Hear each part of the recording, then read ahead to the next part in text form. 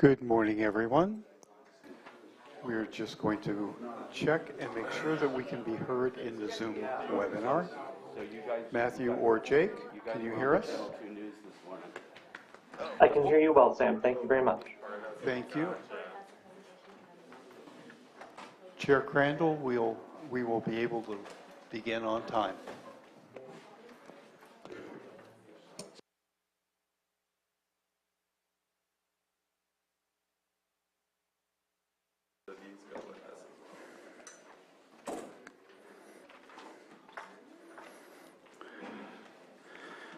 Testing 1, 2, 10. All right. It looks like we're at 9 o'clock and would like to call this meeting to order. We first have a moment of silence, and Moak, if you'd like to offer that moment of silence, that'd be. Yeah. I'd like to offer the moment of silence today in memory of Deputy Robert Paul Rumfelt. His end of watch was 8/17/2022. One of 5 members of our local sheriff department that left home and didn't come home to his family in service of this county. So today, just wanted to have a moment of silence and remember the sacrifices that our, public servants in the sheriff's department and others make when they leave their homes every day. So today, I love you, Rob. Hoorah.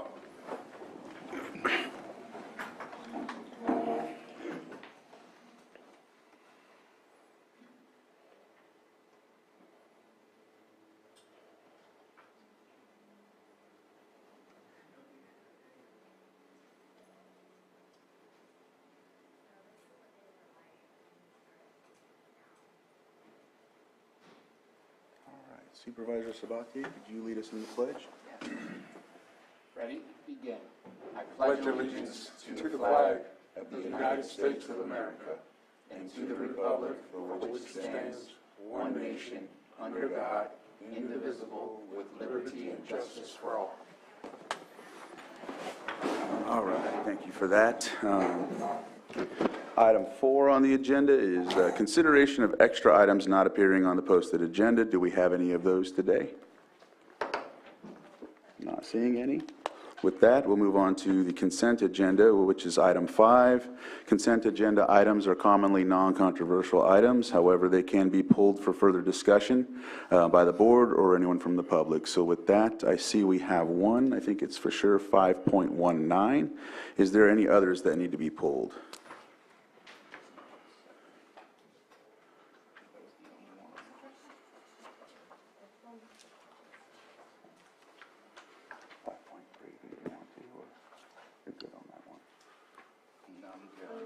Okay.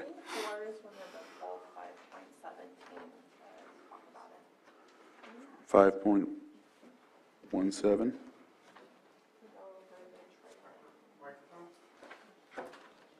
So 5.17 and 5.19 so far?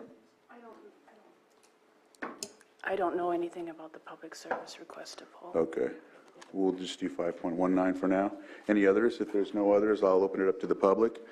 Anyone from the public would like to pull any consent agenda items? Let's see here. I don't see anybody on Zoom. With that, I'll bring it back to the board for action. Can you repeat again which? 5.17. And that's, Oh, I'm sorry, 5.19. and that's it?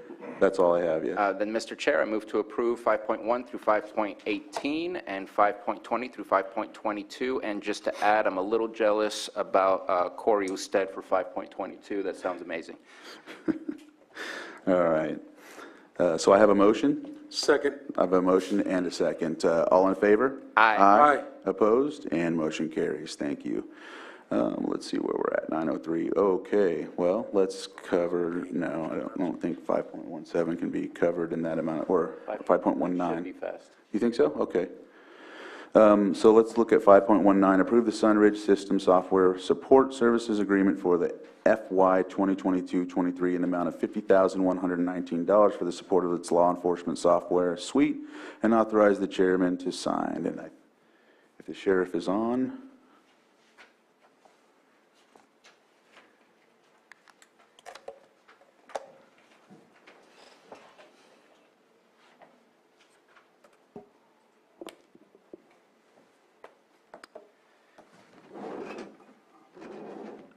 not seeing him on. Go ahead, Supervisor. And if I may, Chair, I know that I reached out to the sheriff yesterday, and hopefully that is the only issue with this agenda item, but there was some leftover language from the boilerplate used for the agreement that still said an agreement between Sunridge Systems and the City of Newark, and that needed to be changed to an agreement between Sunridge System Software and the County of Lake. But I believe that is the only issue that I was aware of, and hopefully the only issue that the sheriff wanted to fix. That's the only issue I'm aware of. Okay. Too. So with that, do you think we can move forward? All right. So we'll open it up to public input for this item, if there's anyone from the public that would like to comment on this item. Not seeing any. I'll go to the Zoom link, and I'm not seeing any there, so I'll bring it back to the board for action. Mr. Chair, I move to approve the agreement with Sunridge System Software Support Services for the fiscal year 22-23 in the amount of $50,119 for the support of its law enforcement software suite, and authorize the chairman to sign with the amendment as stated. Second. So I have a motion and a second. All in favor? Aye. Aye. Opposed? And motion carries 4-0. And now we are at our 9:05. Lake County Animal Care and Control Pet of the Week. Not sure if I see anyone here, so I think we will. I just sent an email, and I'll Okay. let you know. I'll give you an update. Okay. So we are at 9:06, so we can go ahead and open it up to public input. If there's anybody from the public that would like to comment on something that's not covered on the agenda, you can come up and speak for 3 minutes. Just know that we are not at a position, if it's not covered on the agenda for Brown Act reasons, to comment. However, if we can work with you after the meeting, that's what we'll do. And I'm not seeing anyone come up to the microphone for public input. I do see Bruno. Yes. So I have a letter that I received from a staff member that they asked me to read this. This is from Donna Schatt from Public Services, and I'll go ahead and start reading her letter. What is a leader?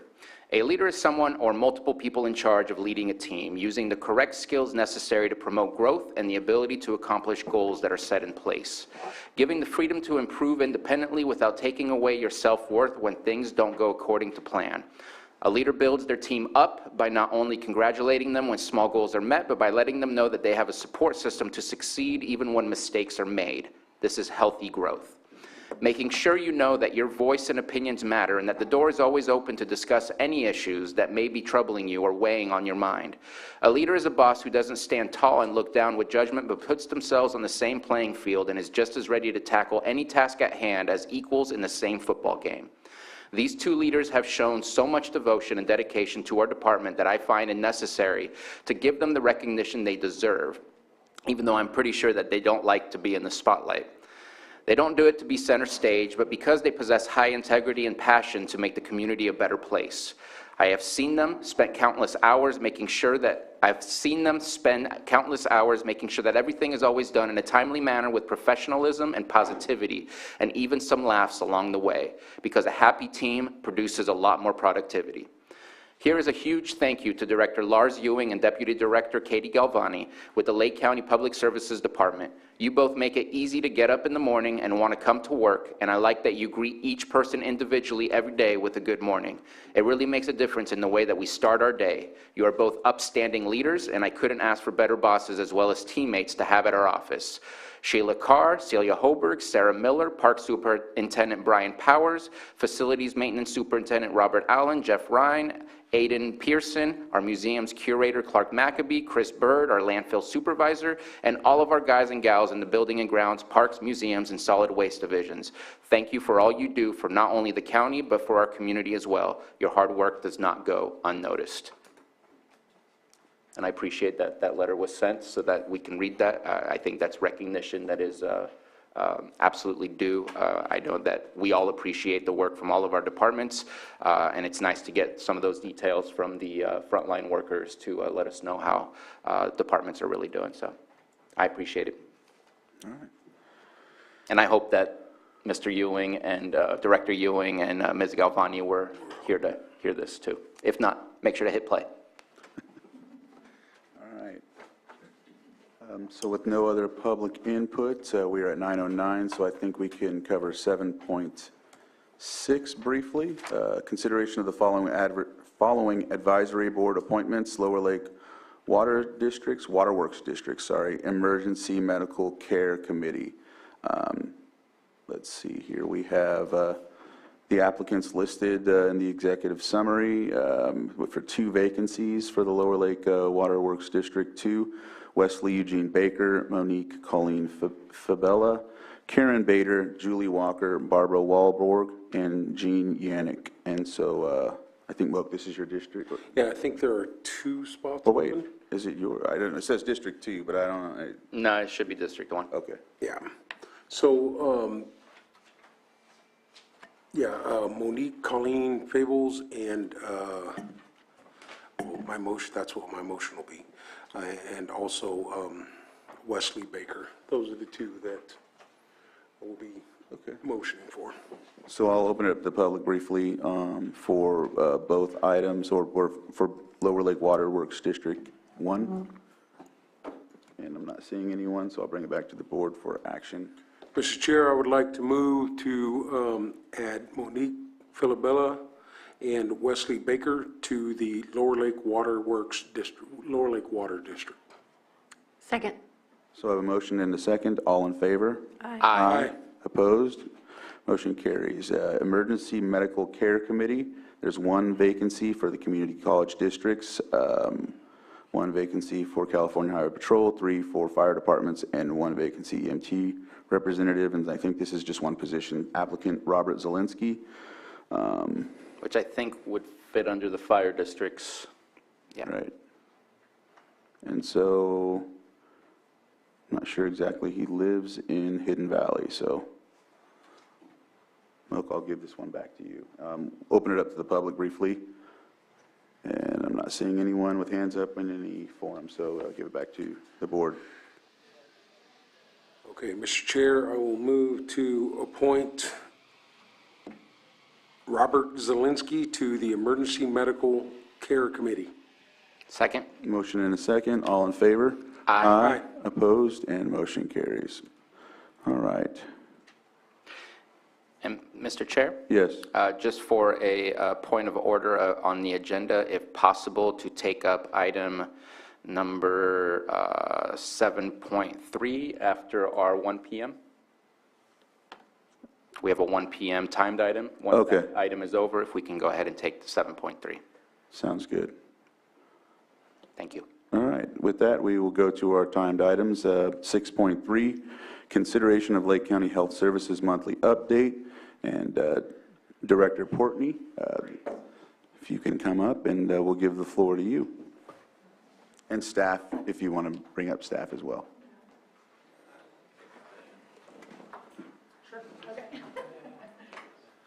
Good morning, board. Good morning, community. Good morning, fellow staff members.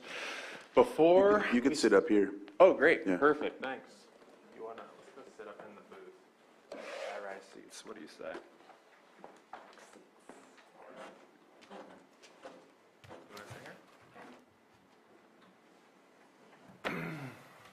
here? Good morning, board. Thank you for taking time to meet with us today. I have 2 items for you. The first item I would like to give you is an annual report from the California Association of County Veterans Affairs Office.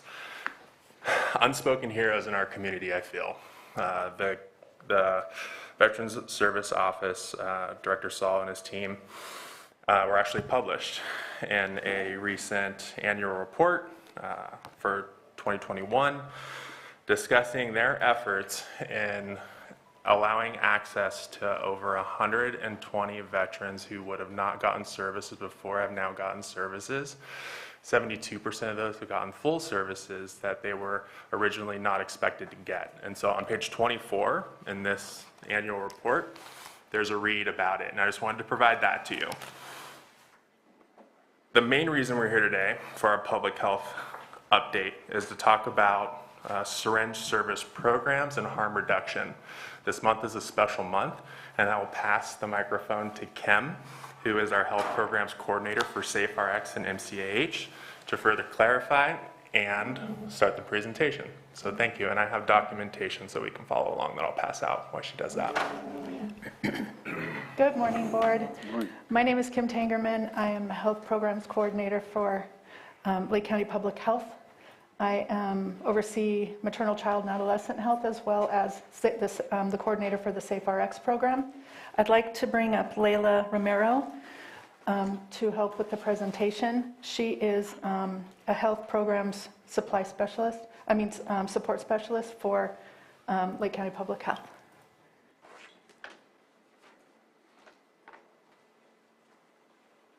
I'm going to turn the mic over to her. She can come. Yeah, she can come up.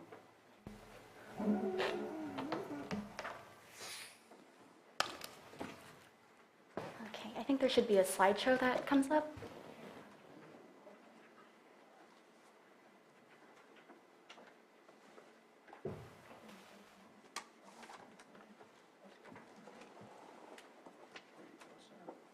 Thank you. Okay.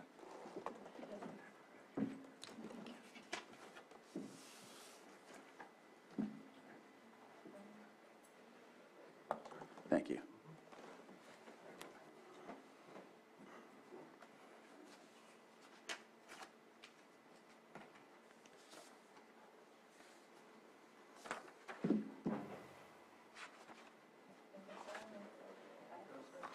Thank you very much. SSP, Thank you, Joe. sorry.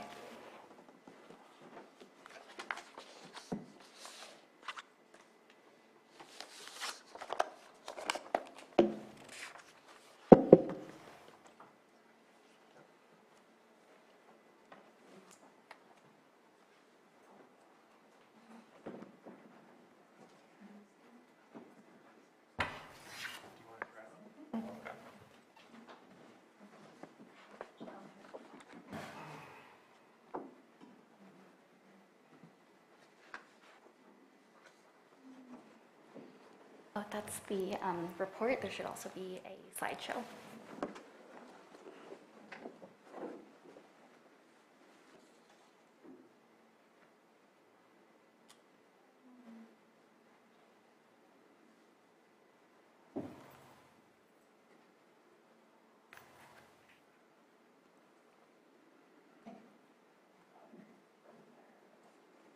Thank you. Good morning, Board. My name is Layla Romero from the Lake County Department of Public Health.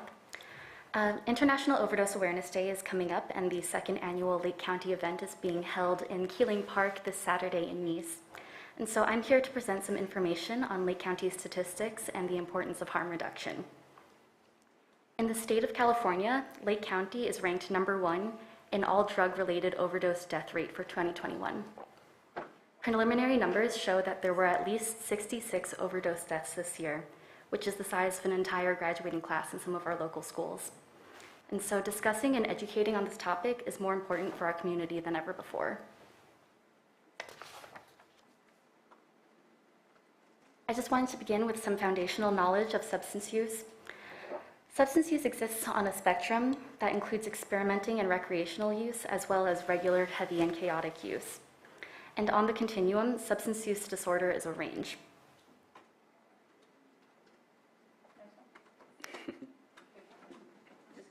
Perfect, thank you. So substance use disorder, sometimes referred to as dependency or addiction, is a chronic condition with a clinical diagnosis. And like other medical conditions, there are predisposing factors for SUD. Family history, experiencing trauma, especially in childhood, and having other mental health disorders are all indicators for developing a substance use disorder. DSM-5 criteria for diagnosing SUD includes using substances even if it puts you in danger, and using even if it causes or worsens physical or psychological problems.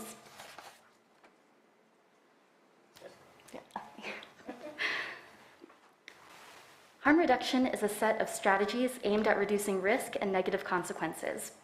Some examples of harm reduction outside of drug use include providing education on reproductive health and distributing condoms, or having a designated driver for a night out at the bar or for a day of wine tasting.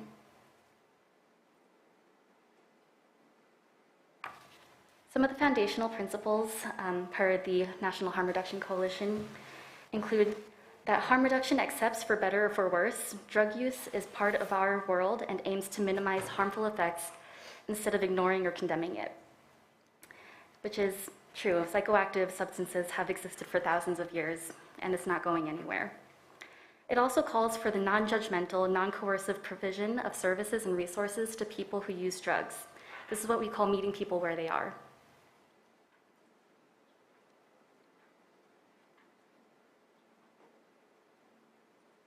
Oh, is there a way to go back? I'm sorry. Harm reduction does not attempt to minimize or ignore the real and tragic harm and danger that can be associated with illicit drug use. It's about recognizing the risk of using drugs, but also that there are ways to make it safer. Examples of safer use include not using alone, carrying naloxone, and using fentanyl test strips. So one of the questions posed was, what are the benefits of syringe services programs? Syringe services programs are community-based prevention programs and are the standard of harm reduction in substance use. They are effective for preventing and addressing HIV and hepatitis C outbreaks. And the state of Indiana has credited SSPs with saving taxpayers $120 million.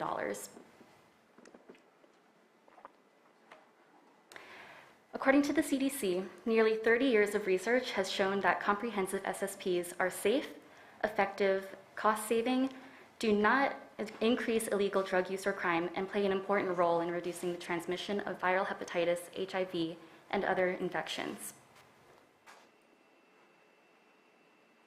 The main benefits of SSPs can be broken down into 3 categories: prevention of infectious disease, linkage to care, and public safety. SSPs are associated with a 50% reduction in HIV and hepatitis C incidence, and when combined with medication for addiction treatment, transmission is reduced by more than 67%.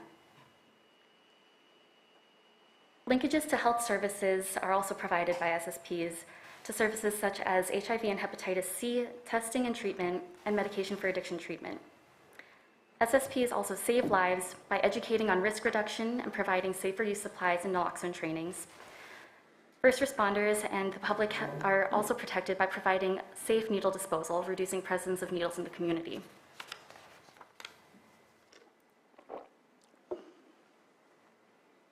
County health rankings and roadmaps awarded the strategy of syringe services programs its highest evidence rating of scientifically supported. Strategies with this rating are most likely to make a difference and have been tested in multiple robust studies with consistently positive results. The assessment concludes there is strong evidence that syringe services programs reduce HIV infection and injection risk behavior such as needle or syringe reuse, borrowing, sharing, renting, and lending among people who inject drugs.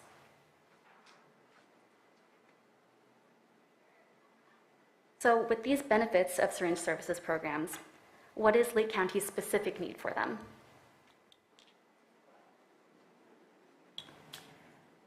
In a national assessment, Lake County was included in the top 220 vulnerable counties at risk of an HIV or hepatitis C outbreak. For context, there are more than 3,000 counties in the United States, and Lake County is in the top 200.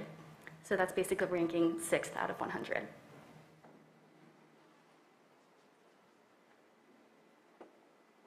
In 2018, Lake County had the 3rd highest chronic hepatitis C rates in the state, with nearly rates twice as high as the California average.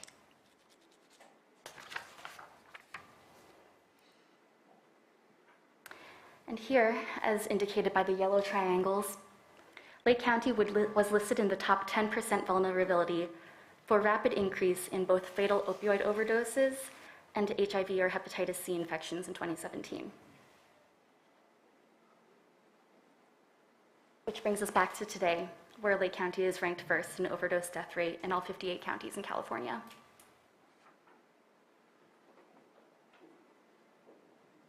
Another question that was posed to us was, what would happen if Lake County didn't have syringe services programs? Well, a study done by the University of Miami compared a city with and without a needle and syringe service program. The cities without syringe programs had 8 times more needles, improperly disposed syringes on their walkthroughs.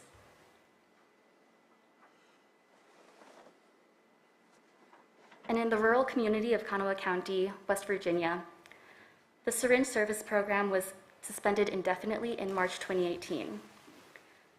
A rise in HIV diagnoses was seen soon after, and the county is currently in the midst of an HIV outbreak. For a closer look at the graph, the orange arrow indicates the SSP closure, and you can see HIV diagnoses steadily increase. And lastly, one of the questions posed to us was, what are the adverse effects of syringe services programs?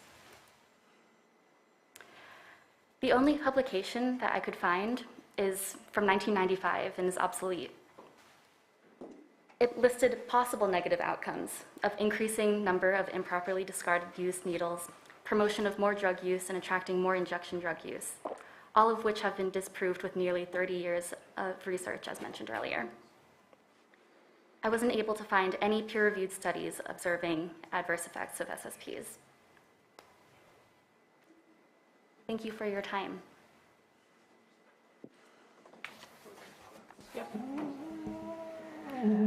I just wanted to close with some information. Last week, I received an email making me aware of 4 overdoses that happened on Monday. Luckily, all 4 were reversed with the use of Narcan. All 4 people thought they were consuming cocaine.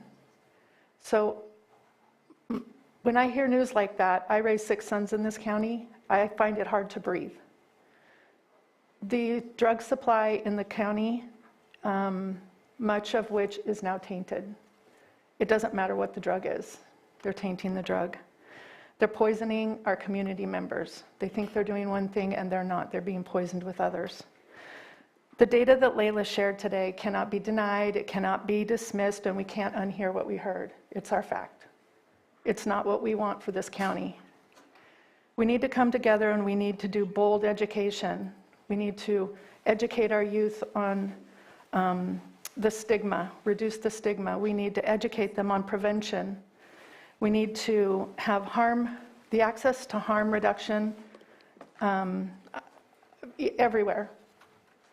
We also need to have access to care and access to this harm reduction easier to access than it is to access the drug itself.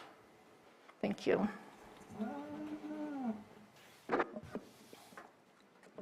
Is there anything else to add, Director? Yes. Okay. Yeah. Can I wait? Yeah, if you'd like to. Our presentation is complete, thank you. Vice Chair Pyska?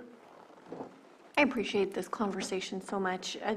We know where we rank in the state and with our other health metrics, but this was really eye-opening for me. I didn't realize that we were #1 in the state for overdoses. And we cannot develop a strategy if we don't come face-to-face with the facts. And as gruesome as they are, we have to look at them. And so I appreciate this. Thank you so much. Supervisor Sabatier? Kim, can I bother you to put the slides back up? I know you're multitasking, and I apologize for that. But there was one slide I want to ask some questions about. I just want to read the specific words that were on there. And if you can go back maybe 5 or 6 slides.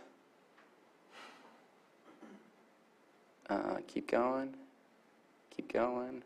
There was a big quote in the middle of the page. Right there. It says here, 30 years of research has shown that comprehensive SSPs are safe, effective, and cost-saving. Can you describe what comprehensive means? Because that doesn't help me to know what comes along with an SSP to actually get to the results that we're looking for.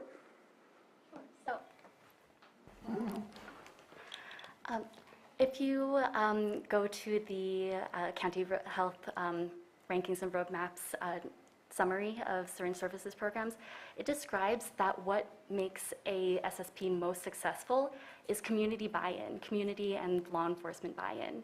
And so that includes other stakeholders, other government agencies, and of course, our county leaders. And so when we say comprehensive, it means partnership. It means linkages to care. Okay, it doesn't describe maybe other ancillary programs that may not be required, but help support the end result outcomes that everybody would be looking for, which is maybe a little less dependence on the drug use, a little bit more control over their lives, and not having to fall through the cracks, basically, with the addiction that they're dealing with. So are you talking about things like medication for addiction treatment? I'm talking about, like, I'm really happy that we're having this conversation today. Simultaneously, later on this afternoon, we're going to talk about a potential substance abuse project. Just seems that without the beds, without the capacity to offer rehab in our area, an SSP can only do so much.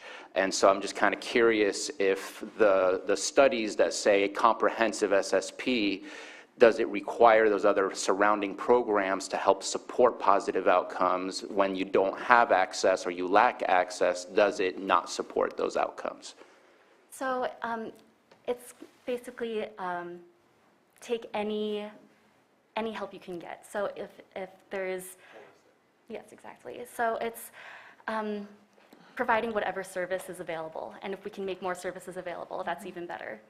So it's about stepping up and providing whatever help we can, whatever services we can, and then if we can expand on those, there will be more successes. It's as comprehensive as just whatever we can get. Obviously, the more ancillary programs attached to this issue, the better off our outcomes will probably be, because now it opens up different doors and avenues for people to get the help they actually need. Because providing a syringe is not helping them change, it's helping them with the infectious disease control more so than anything else. We've had an SSP or a syringe exchange program. I don't know when it became SCP or SSP, but kind of interchange those acronyms right there. But we've had one, I believe, since 1995 or something like that is what our resolution was from, the original one that I've seen. And we're showing higher levels of overdose. We're showing higher levels of infectious disease. I know that there's many outside forces that contribute to that, fentanyl being one of them. Definitely not an issue in 1995 versus now. But trying to dive through the data to figure out the success of our current SSP program compared to what maybe we want to see in order to get the outcomes we're looking for, because I'm not seeing a direct correlation with the numbers that we're seeing versus what has been offered. Sure. So first of all, with every interaction for getting a sterile syringe, you're getting an interaction with someone who has the linkages to care. So every interaction is a new chance or a new possibility. And so we're seeing numbers rise nationally. In 2021, the number of overdose deaths, there was a death every 5 minutes. And so it's not just us, it's not just Lake County, it's the entire nation that we're going to be seeing rises in substance use numbers and overdose deaths. And so it's a matter of not being able to keep up, I think, more than anything else. Okay. And then my last question is, there was no mention of glass pipes in your presentation. We talked more specifically about... I'm so sorry. Sam does that. You talked more specifically about syringes. Where does that fit in with this new concept that the state is trying to say is an allowable harm reduction protocol?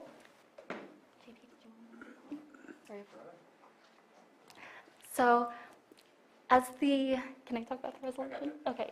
So the question is the state reg for glass pipes between clean needle exchanges. So any organization that chooses to use certain materials has to go through the state for approval and regulation, right? Understanding we do not, at the county health department, does not have a service provision for glass pipes. We really can't speak on that ourselves. All we know is what we do with clean needle exchange programs in the county. What I am aware of is that the glass pipe initiative, understanding the methods in which drugs are being used, are being loosened to allow certain service providers with state regulation and being monitored, are allowing them to use different types of vessels to provide for harm reduction. Okay. And as far as data-wise, because I think the data that was presented to us was more specifically, especially some of the older data, like the last 30 years, for example, as said right there, that's more syringe-based review of data rather than, obviously, the glass pipes are pretty new. Just kind of curious if there's any data to convey, if it helps, if it doesn't help, as far as the harm reduction portion to that. And something that I really want to make emphasize on is that word comprehensive. And comprehensive also, I believe, means holistic, right? So when we're looking at drug use, abuse, what we are trying to do is find a way to make the comprehensive program so that when people come to a site or a service provider to access care, right, we're not simply providing them a vessel and saying, be on your way, right? We're providing them a resource for harm reduction with extra materials, service connection, county resources to be able to say, okay, for example, just a scenario, patient comes up to a van, clinic, hospital, whatever, says, I need to exchange these pipes, needles, whatever. The service provider says, okay, what's your name, get some information, potentially, like just speaking loosely. But then they also package that with, maybe some specific questions. How long have you been using? Do you know of the rehab or treatment facilities in our county? Have you ever accessed those? Or would that be something you're interested in? Here's Narcan. Do you know how to use this? This is when you use it if one of your peers, So it's comprehensive, it's holistic, rather than just a service provider where they come in, exchange, and go out. We try to make it comprehensive. And I think that leads to a really special and important aspect that you mentioned earlier is around opportunities for that in our county. Which I'm really looking forward to. Thank you. Good? For now. All right. So I have a couple of things, and I really appreciate bringing this here to discuss and giving us the numbers to show, I guess you could say, the need for Lake County, but at the same time, we might as well just say Lucerne, because that's where it's at. And I think a program like this would be beneficial if there were a lot more oversight. When this came to us initially and was brought up, there was a situation where the current agency that conducts this in the county was doing something outside the scope of what they were allowed to do. I asked a series of questions that weren't answered, and there were no numbers or data to show either. And I know they've, apparently in the report, it says that they've given data and numbers. Either way, for me, two things. There's people that go and visit these needle exchanges and say, oh, they're great, they're doing wonderful things during that time. That's fine. However, after they leave and after the group leaves, they don't see the effects afterwards. They don't see the effects in the beginning and all week when people just go there and wait just so they can go to this program. Another thing is it's not a very transparent program. Anytime there's questions asked, they're met with vile hostility. And there's questions asked about specific things, and there's denial about specific things. However, we don't know either way because there's no transparency. When we ask, are you serving children, we have parents saying that you've served children because you don't check IDs, you don't check anything. There's like, we're not, and we don't have to tell you that. And so when you're doing something for people that are in need and you want to do something to help, you need to be transparent. That was my issue with the group, and it continues to be the issue with the group. I would like to see, there was the community has been speaking out about it for quite a long time.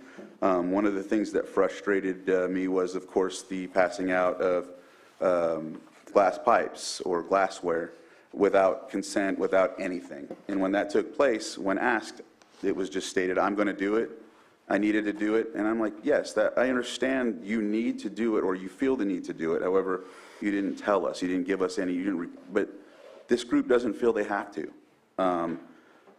There's no other, whenever it's proposed to move to a different area, it's absolutely not. We're met with no and nothing else. There is I've reached out, I've reached out to other town councils, and of course, Clear Lake Oaks and Upper Lake have not been approached yet, but I'm sure if there was an opportunity to move to either one of those, which I just seen, you said something's happening in Keeling Park in Nice? It's the International Overdose Awareness Day. So it's like so it's not an exchange, it's just like a training or So it's the second annual event. The last one was held in Library Park last year to honor the lives of people in our community that were lost to drug overdose. Okay, see, those are important things. Well, the thing is that I know that the town councils, I know that some of them haven't been approached. I know, of course, Lucerne never been approached in general. I know that they've been going to different events and trying to approach it. I've talked to Cobb Area Council, they haven't been approached either. So I was told that they had voted no, but that wasn't true. So it could be because Cobb Area hasn't been approached by them. I'm not sure in other areas, but I do know Clear Lake opposed the Syringe exchange program in their community. I do know that Lakeport had stated they're willing to have discussions. When I brought that up to any positive board, the Syringe exchange program, there's nothing. There's no compromise. There's no back and forth. It's no, I'm going to do what I want. And then when the person gets especially vile and angry, she hires a consultant to clean it up. And that frustrates me, because there's still not any improvement when it comes to that. So I'd like to see, I know that the town council has brought forward a resolution to ask for specific measures and oversight. I would hope that that can be implemented, and I'd like to see if there is going to be something like this around the county rather than just focusing in Lucerne, because I feel that this program exacerbates not just the drug use and overdose, it also contributes to people that are living homeless, dumping, squatting and trying to squat into homes. Regardless, there's still needles in the parks that we have. There's still needles in the tributaries, and when you go in the hills on Robinson Road, you see them everywhere. So regardless of the syringe exchange program, it's still happening. I know one can argue, well, maybe if there would be a lot more otherwise. We don't know that, and we couldn't even have that discussion with the group because they won't really say it or tell us anything or give us data. I know they've given you data, but we still haven't seen that. So I have a lot more. I know that the SB 57 that was approached by or brought forward by Senator Wiener, which basically was a pilot program to allow safe injection in San Francisco. And, that might be something for San Francisco. But I think here, what I know about harm reduction is that it eventually gets to a point in looking into this in Vancouver and up in Washington or Canada or whatever. It's come to a point where, and other areas also in, I think you said Indiana. Was it Indiana that you mentioned? Or West Virginia. West Virginia, and then there was another Midwest area. But either or, they get to a point where they're giving free bags of cocaine because it's clean, to make sure it's a safe high, I guess you could say. And I understand. However, this is happening in public places. I know that people have visited and said there wasn't any danger there, but where it was before at the senior center, there was bus stops, there's elders nearby that were opposed to this, and on the streets, they state that they're in front of behavioral health's building, however, they're usually not. And so there's a lot more, and I know the community's going to speak on this as well.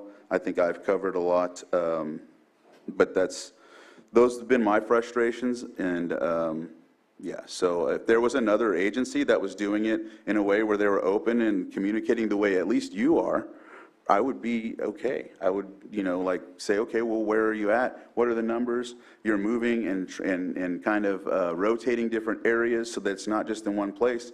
But what you have is people that they're going to just that area, and they know it's there weekly.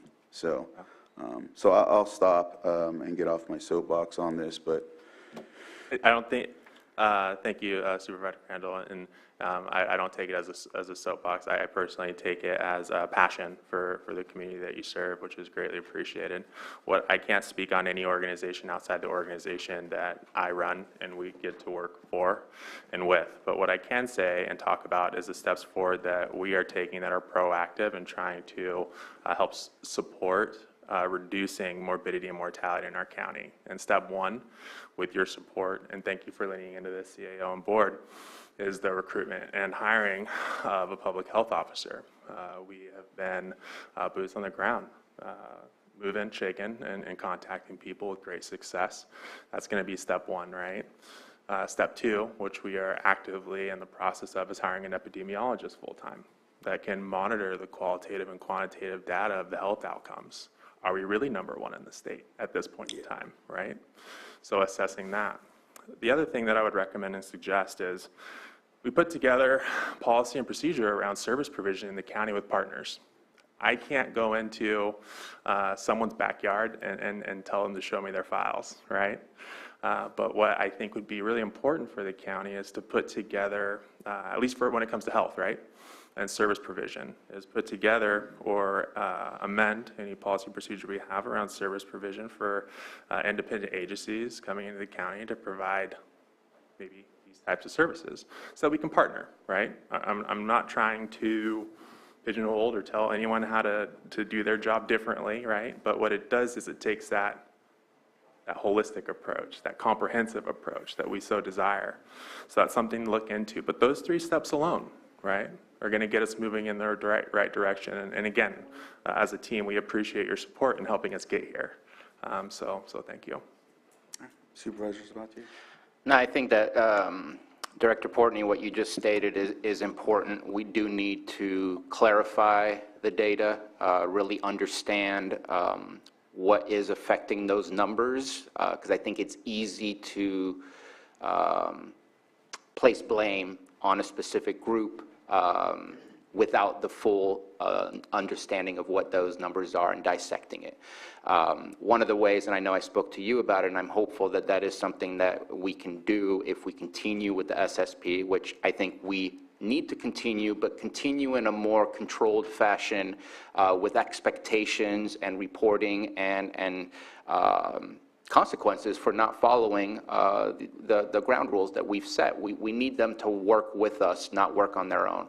But one of the things that I'd like to see is, how do you know when you find a syringe on the ground that it's from an SSP or not? And I'm hopeful that we can get to a unique type of syringe where it's not just a normal orange cap, clear stem, and that way we can say, hey, this is a syringe that came from the SSP. We're seeing a whole large number of those, or we're not seeing any of those. That way we can slowly throw out some of those observations that we make that don't really have a direct link to say it's because of this or it's because of that. So I think right now it's a little difficult, but when we see those numbers really going high, it's a little concerning. Is it working is the big question mark that I have in my mind, the way that we've been doing it. Because I truly believe in the original intent of the SSPs, which was for infection control. I feel that that's kind of grown a little bit bigger, because I don't believe that a glass pipe is infection control versus the idea now of harm reduction growing and saying, well, if you're not using syringes, you're harming yourself less. Well, that's not infection control anymore. That's harm reduction for the individual themselves, but in my opinion, if you're still providing them a tool to do drugs, they're still harming themselves. That's like us handing out pillows if you don't want to put on a seatbelt. They're still going to hurt themselves, but that shouldn't mean that that's the okay way to go. I think our end goal should be rehabilitation, and constantly trying to provide that pathway, and that pathway, which is again why I think that this needs to be linked to the later conversation that we're having today. SafeRx was brought up, and I'm kind of curious as to where are our hospitals and where are our healthcare providers here in Lake County who overprescribed a whole lot of opioids to our community, kind of cut them off, some entirely, some dwindled down, and then we saw a huge burst. I mean, this is what happened across the nation because of the opioid crisis, a huge burst of opioid street drugs and overdose.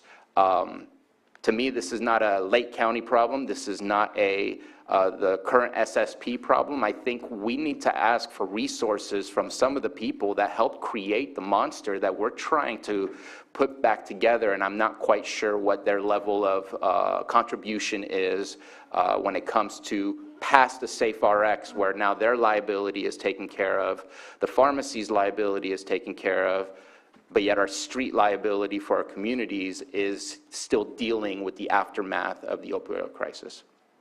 So just real briefly, from the beginning, we had prescribing guidelines put into place back in 2015.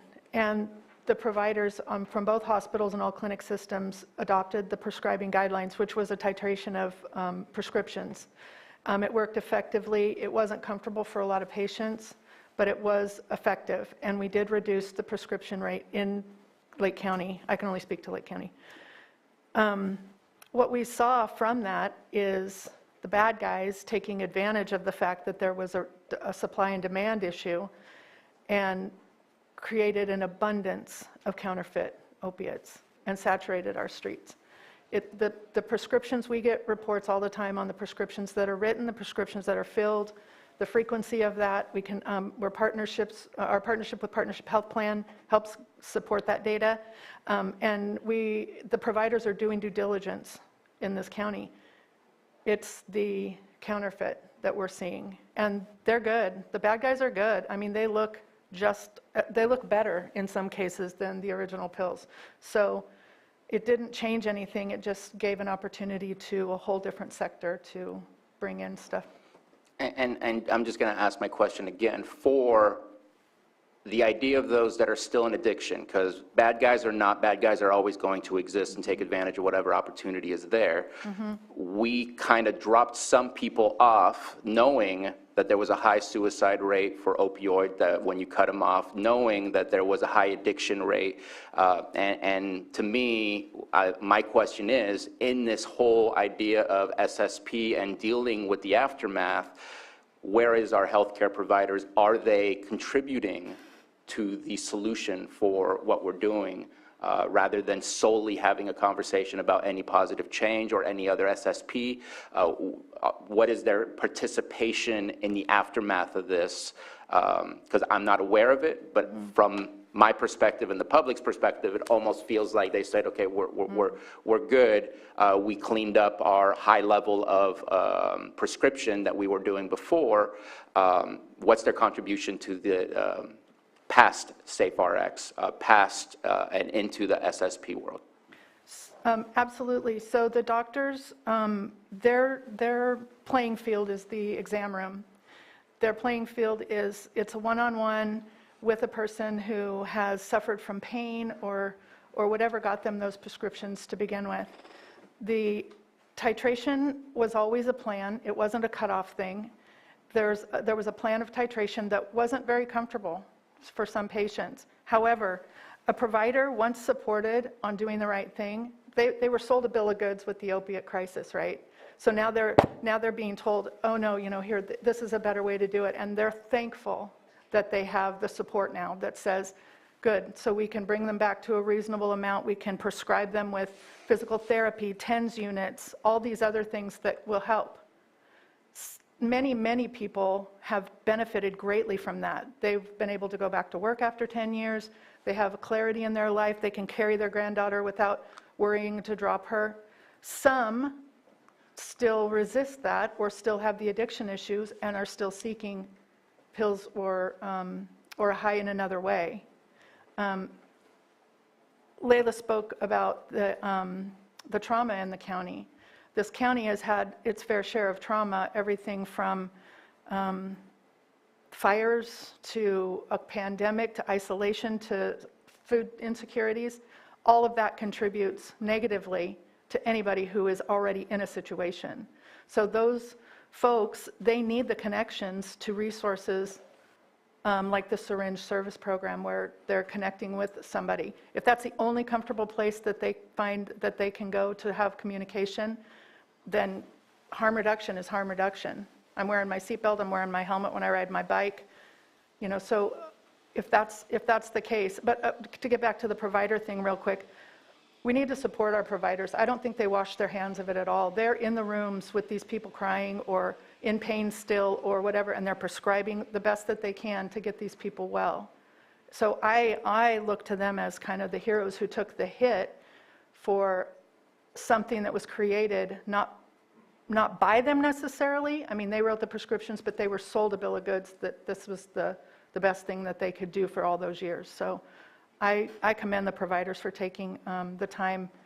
A lot of them refer to behavioral health. They refer to addiction specialists. You know, I mean, the prescription list is immense that they're trying to give these people all these resources. And I appreciate that. I think what I'm looking for is, like, right now we have our healthcare providers helping us with our homeless situation.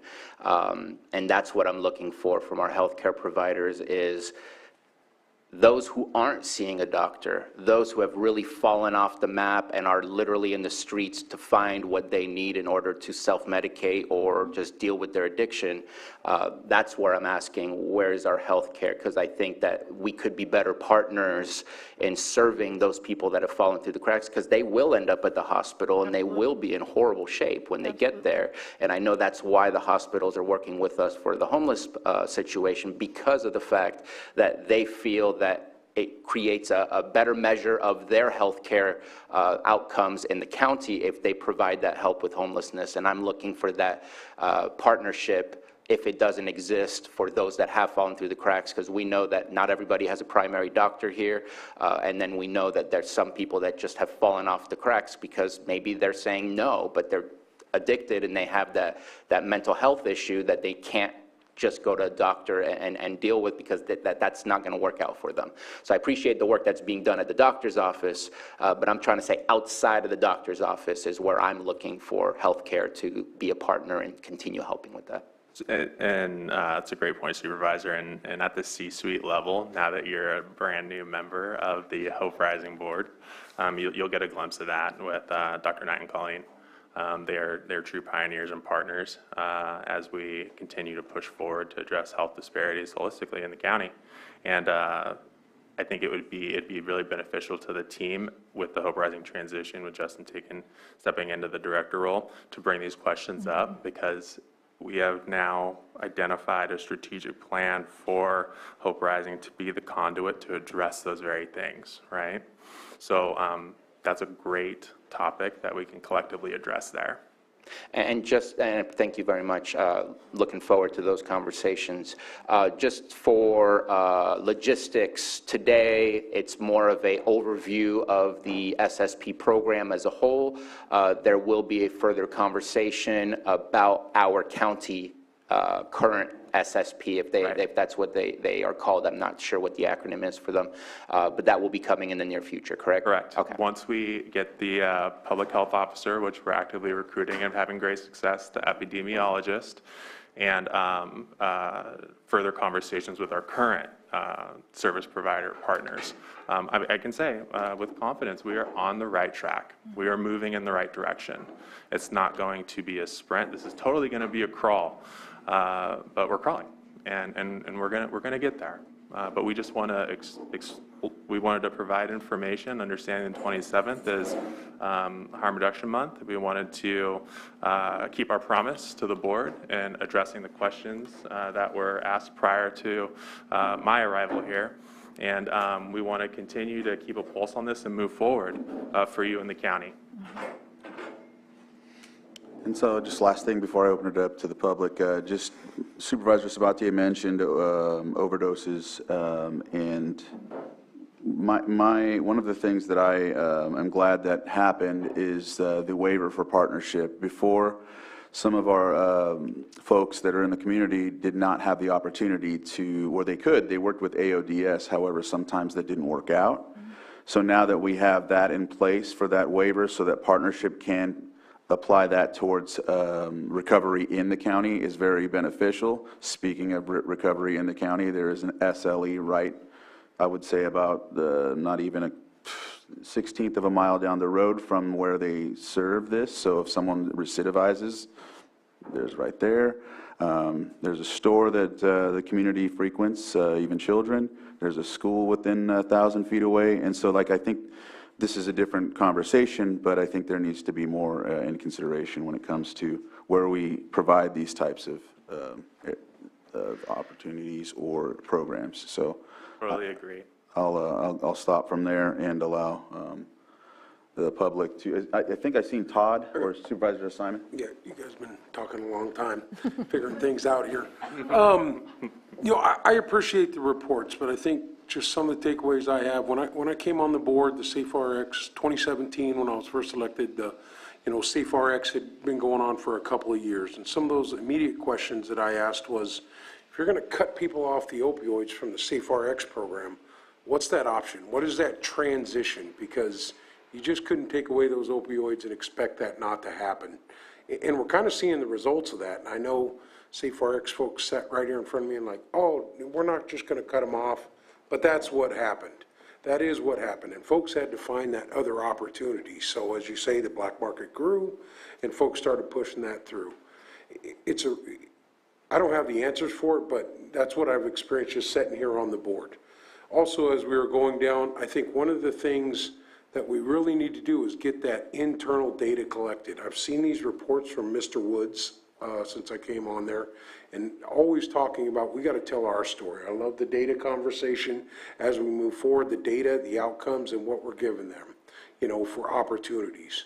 The engagement, if they're coming to needle exchanges or other things, of getting that information in front of them. I know you guys have talked a little bit about it, saying, hey, here it is. You can go to the doctors. This is what the county offers. Here it is. And need to engage with those folks every week. Learn their names, understand what they are, and be engaged with them. Because the one thing that we know, and, I come from a community of, Native American alcohol. That is something that's sold everywhere. It decimates the tribal communities across the country. Now I know opioids and other things have been introduced, but you've got to always have that handout. It's not on day one, it's every time you interact with them. Hey, this is available for you. This is what's going on. And I think some of that conversation was talked about today, setting the base standards of what we as a county, no matter who's doing that work here in the county, that we have that base standards set together, and this is how we engage. Because these are the most vulnerable people, and they need to know that they're not alone. They need to know that they're not shunned. Yep, they might be laying around in the parks, and we all have them. It doesn't matter where we live in Lake County. We got folks that are sleeping on the streets, they're sleeping in the parks, they're having mental episodes right on the street. We all encounter them. Some people we've grown up with all our lives, others that end up or that are planted here, and I still swear some big cities ship them to the rural. I can't prove that, but I think that happens.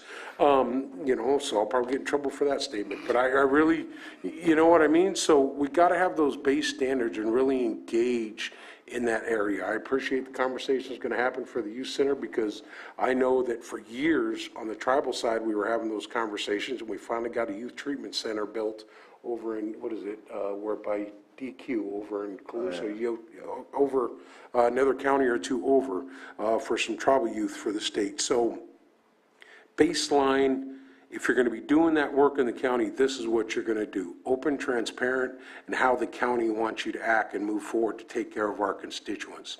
Not saying we don't want it to happen, but if you're going to do it, these are the standards. So I think this board, working with you, we got to get that together because we want to support programs that are going to come in and reach these people, but we've got to have standards that we can really levy to keep moving forward, not just creating situations for communities that come in here and want answers on why we're doing what we do. But we have to be there. At no point, whether it's drug addiction, mental health, people need to know that they're not alone. People need to know that we're not giving up on them no matter how long they've been in it. And we don't, we don't have the answers. They're not easy. You're either on one side of this issue or the other. Just, if you've never experienced it, you're just like, stop it. Why can't you stop it? Well, this is a disease. It takes control of you. It changes your body chemistry. You need it. So these are things that we just got to keep building on. I speak from experience. Whatever we're talking about here today, I speak from experience of family members who've gone through this. And, I know you have people who have lost their lives, and it is just, it's really hard. And as, a politician, you can put whatever paper you want to put together. We can offer every service, but we just need to keep going at them, breaking down those walls, because no rehab's going to work. We could build 50 rehabs here in the county, but until that person decides it's time to get rehabilitated, it ain't going to work. You can mandate him for 3 years to stay in rehab from the judge, but that ain't going to work. It's until that decision is there, and we just got to keep doing it. So if you guys understand, I support the program, but we also got to answer to the rest of the constituents that have to live with it, because we're all dealing with it. And if you're not in this arena, you don't have it in your family, then you deserve to live a life too that isn't going to affect your life dramatically while we're trying to take care of this issue. So I hear it. I hear both sides. I don't have the answers. I don't think there is any simple answer, but there's some little things that we could do moving forward. And I really want to track those numbers, and I'll tell you why. Coming on board as a board member, when we were talking about that stuff, we had asked our current public health director and some behavioral health of, hey, do you have numbers? Because we were seeing reports from the woods of Lake County being the most prescribed, opioids in the state of California. I mean, our numbers were really high. But then when we got to the other side of it of, how many overdoses, who's on drug, where's that data that we could use to say, listen, Lake County is that problem child, but where's the data for us to back it up when we're going after big pharma and the doctors, and we didn't have that at our disposal. So going forward, I really want to emphasize that we get that internal data so we have it as we go forward. So we as a board, say if we can make votes or decisions on, big pharma, they're coming down, they know they've done wrong. That's why you have all these settlements across the country. But if we don't have the data and just say, well, Robert Wood said we're number one, we got to have that internal data to go fight with folks and fight on behalf of our constituents, both who are dealing with this problem and those folks that have this sickness, this disease. So now I'm on a soapbox, I guess, but one other thing too for the county, I do have a specific question in your department. Do we have anyone that is hired, that's gone through it, that's recovered through an addiction process and then been hired by the county that are working with these folks? Because the one thing that helps the most when we're trying to help people that are dealing with this is talking to somebody who's been through it. You can read in books, you can do all this stuff, but until you're talking directly with somebody that has been through it and been able to come out of it, that's the relationship and the conversations that need to happen. I really think how critical that is in this rehabilitation or getting through to that person. Because if you're going to be someone who's never dealt with it and try to have a conversation, you're not going to understand what they're going through. You're not going to understand about waking up on the street or finding your friend with a needle hanging out of their arm and, whatever. So until you're in those positions, you got to make those engagements heart to heart, mind to mind, non-judgmental, and saying, look, you can get help because I did it.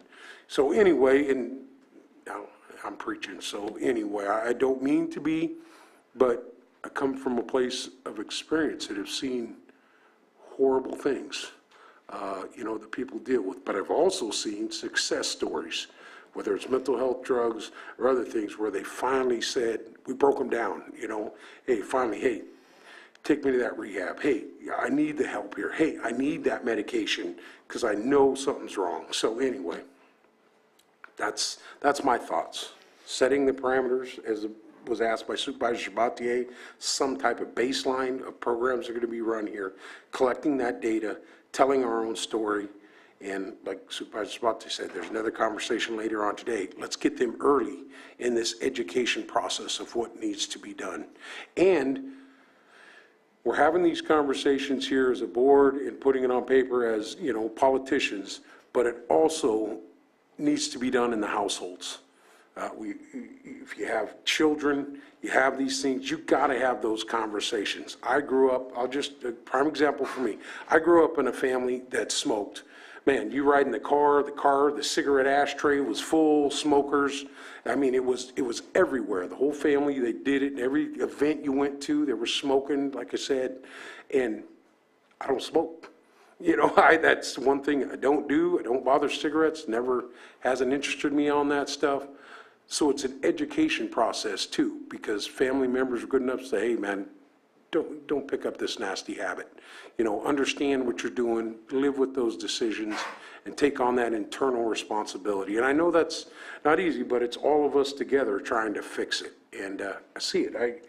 You know, travel all the way around the county. I was up in your area. I ate at Grilligan's Island this weekend. I love the cheese sandwiches over there. But you know, you see it. And when I talk about it, we have it all over. It's, you know, it's that simple conversation, the one that might get them, and having those things. So it's not easy, and we're never going to go away. But I think those baseline standard things that we're talking about are very important. And having the programs, even whether you like them or not, I really like the idea of marking those needles so we can start to track that. Little things like that to understand. Because we all know, if you don't give them needle, here, just a story, as a business owner, every large business is, you know, to be health and safety, you get the diabetic needles or whatever you have, the needle boxes you throw away. You know, they can dispose of those needles. How many businesses have those where you have people trying to steal those boxes?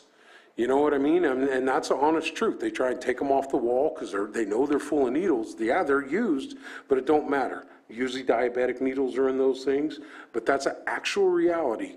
So you got to see both sides of this when you're doing that as you move forward. So not trying to encourage more use, but the reality is they will get it one way or the other.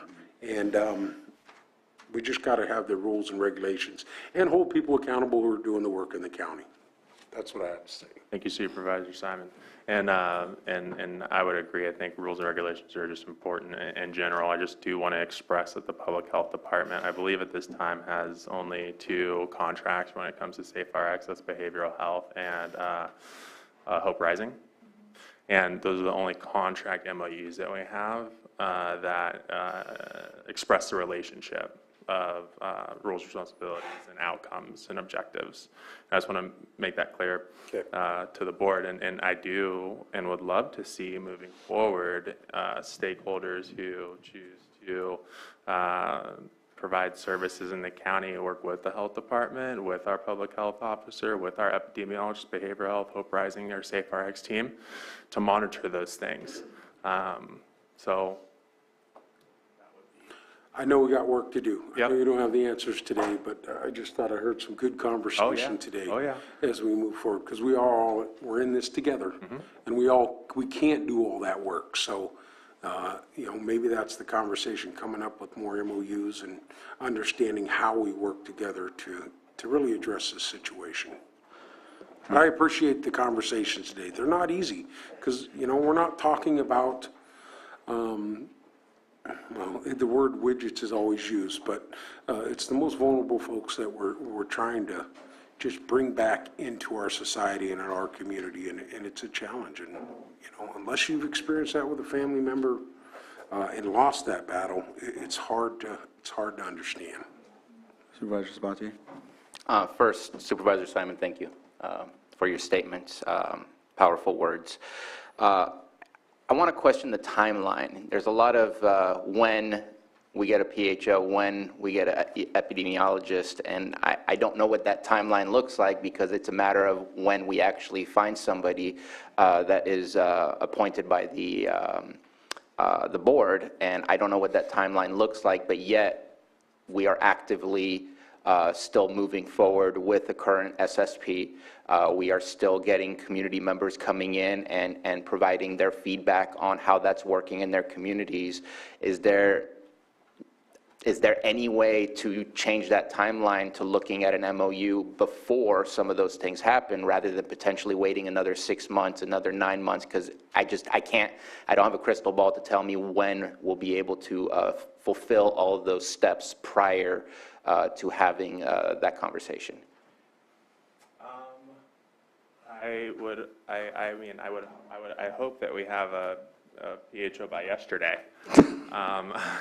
But ideally, what I would like to see in some of the conversations that we have is sooner rather than later, right? So I would like to proposition, as far as like hiring goes, it'd be ideally no more than a 3-month window. We have recruiters on it, and we have internal relationships that are fruitful.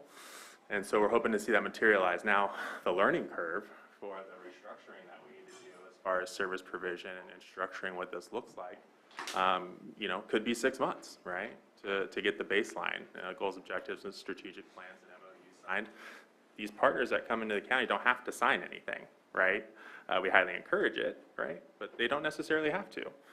So we really need to continue to identify partners that want to jump on board with the mission and vision of where we want to go as far as harm reduction and syringe exchange programs.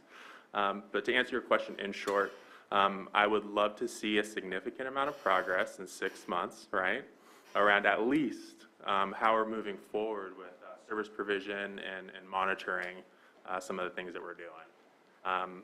Again, for what we are able to monitor and support, we're ahead of the game. But it sounds to me like there are maybe some external factors that we need to continue to establish a relationship and support to encourage the outcomes that we need. So let's shoot for 6 months to get together a strategic plan around what that could look like, if that's okay with you, Board. I'm wondering if maybe it's possible to check in a little bit before that, maybe 3 months, let us know where we are. Sure.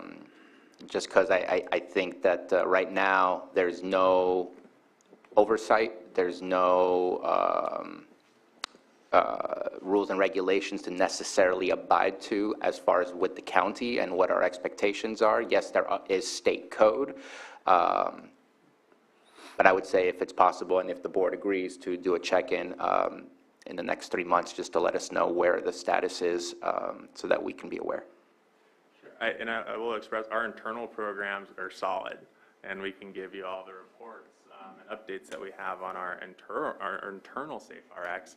Externally, though, I just want to express that is kind of outside of our scope and ability, because we can't go into someone else's backyard and ask for receipts, right?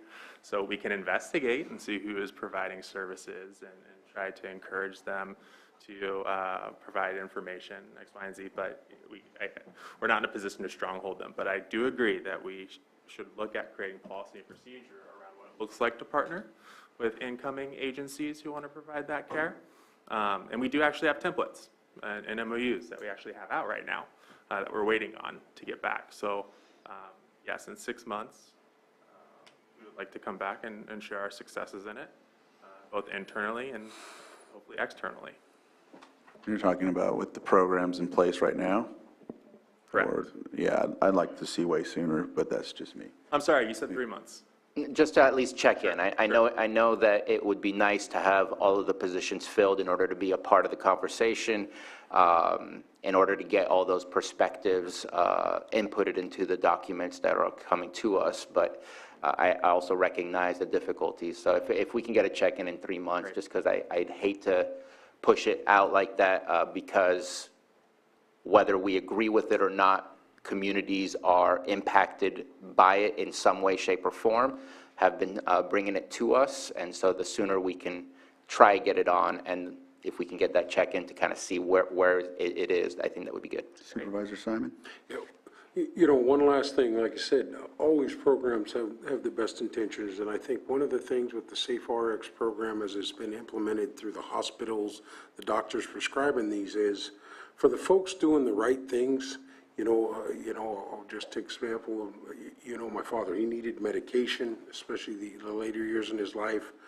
But once these programs were implemented in Lake County to get prescribed opiates, you know, the person doing the right thing has to talk to a psychiatrist twice a month now here in Lake County, and elders and folks that really need this medication. So they're required to talk to a psychologist. I think it was twice a month. He had to go to a psychologist, spend 30 minutes with him before he could get his next prescription.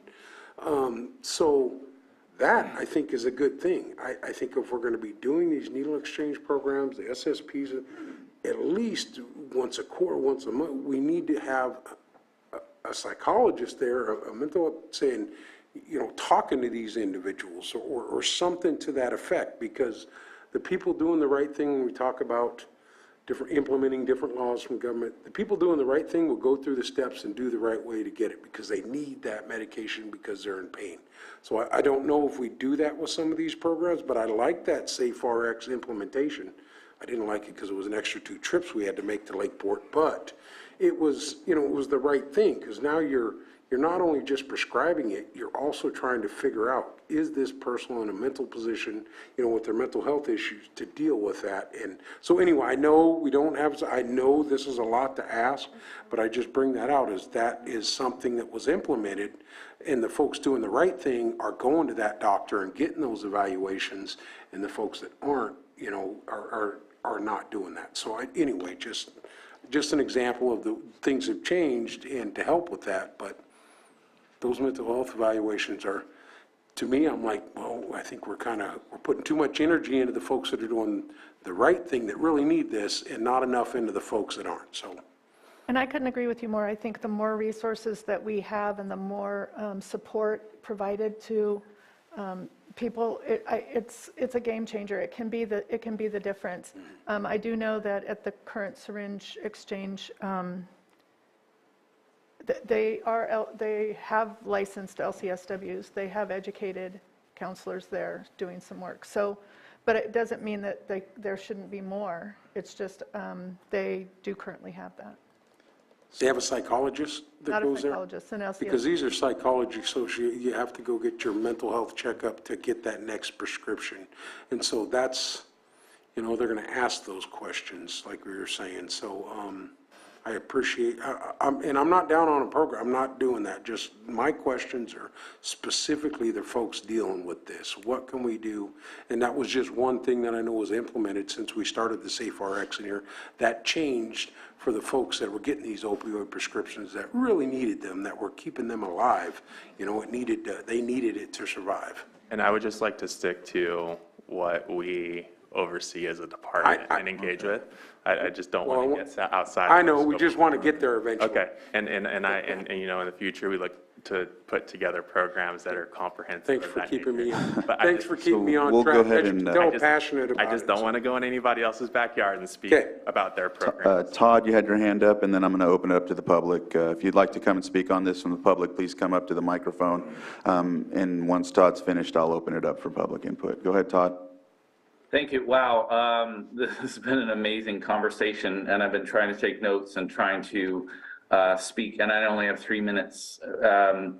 One of the things that Supervisor Simon was talking about was, are we recruiting and hiring folks with lived experience? Yes, in my department, we do. You hear me talk about our peer support centers. The word peer means that we are working with and hiring folks that have lived experiences. I've been involved in SafeRx pretty much since its inception, and I'm very excited to support the work that's being done, because as this conversation has gone on for a while so far this morning, we work very closely with SafeRx and also the work of health services. And thank you, Director Portney, for your comments, because we do need to work closely together and make sure we address these issues.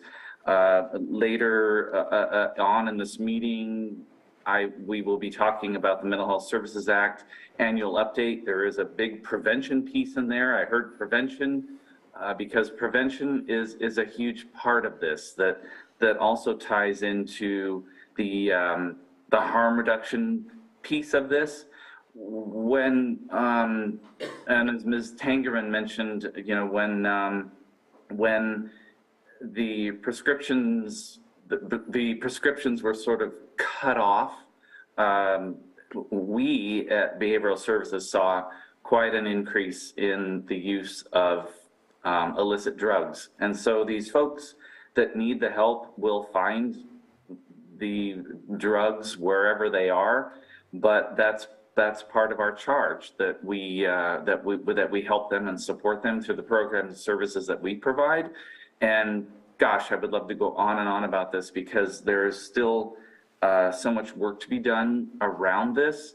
And it's funny, just yesterday I saw an article about how the effects of COVID-19 are still creating PTSD, post-traumatic stress disorder, and these folks are still turning to drugs and what have you to deal with it. And so, you know, we're doing the best we can to serve these folks, but I could go on and my time is probably up, but I just want to say I support the work of SafeRx and everything that the Health Services Department is doing great work, and I'm thankful that we do have a great working relationship, and I'll stop there. All right, thank you, Todd. So we'll open it up to public input, and I see 2 hands up in Zoom. If you would like to come up, just please make a line over here on the side, and then I'll call on you after the Zoom. I'll ask Jillian Perillo to unmute and start with your 3 minutes. I'm going to do the Zoom first, Kevin, and then I'll call on you. So go ahead, Jillian. So thank you. I was just at home today. I wanted specifically to see Layla's presentation. She's put an enormous amount of work into it. And, you know, basically it was the beginnings of a program of trying to reduce the stigma around drug use, harm reduction, SSPs. And I was very excited to see her presentation with a lot of great data in it. I was extremely distressed to see that we ventured over then into any positive change. I don't think that was the scope of what was on the meeting today. And Anita Van Voren is down at the California Public Health Substance User Reduction Conference in San Diego, so is not here to respond to some of the allegations that were made. I do want to say that Anita has been doing this for more than 30 years and has never taken any money from the county. She has done it completely without any county money. That all the data that has been asked for has been already supplied to public health months ago. And so the data is there, and I'm sorry that you don't have it. A couple of things that were brought up, that they've been asked to move and haven't moved is not true. The program did move at the new location, which was sort of discussed and agreed to. There are volunteers there every week, many who have been homeless, many who are recovering from a drug addiction, and they are there every week to talk to the people and to be very easy to be able to relate to them.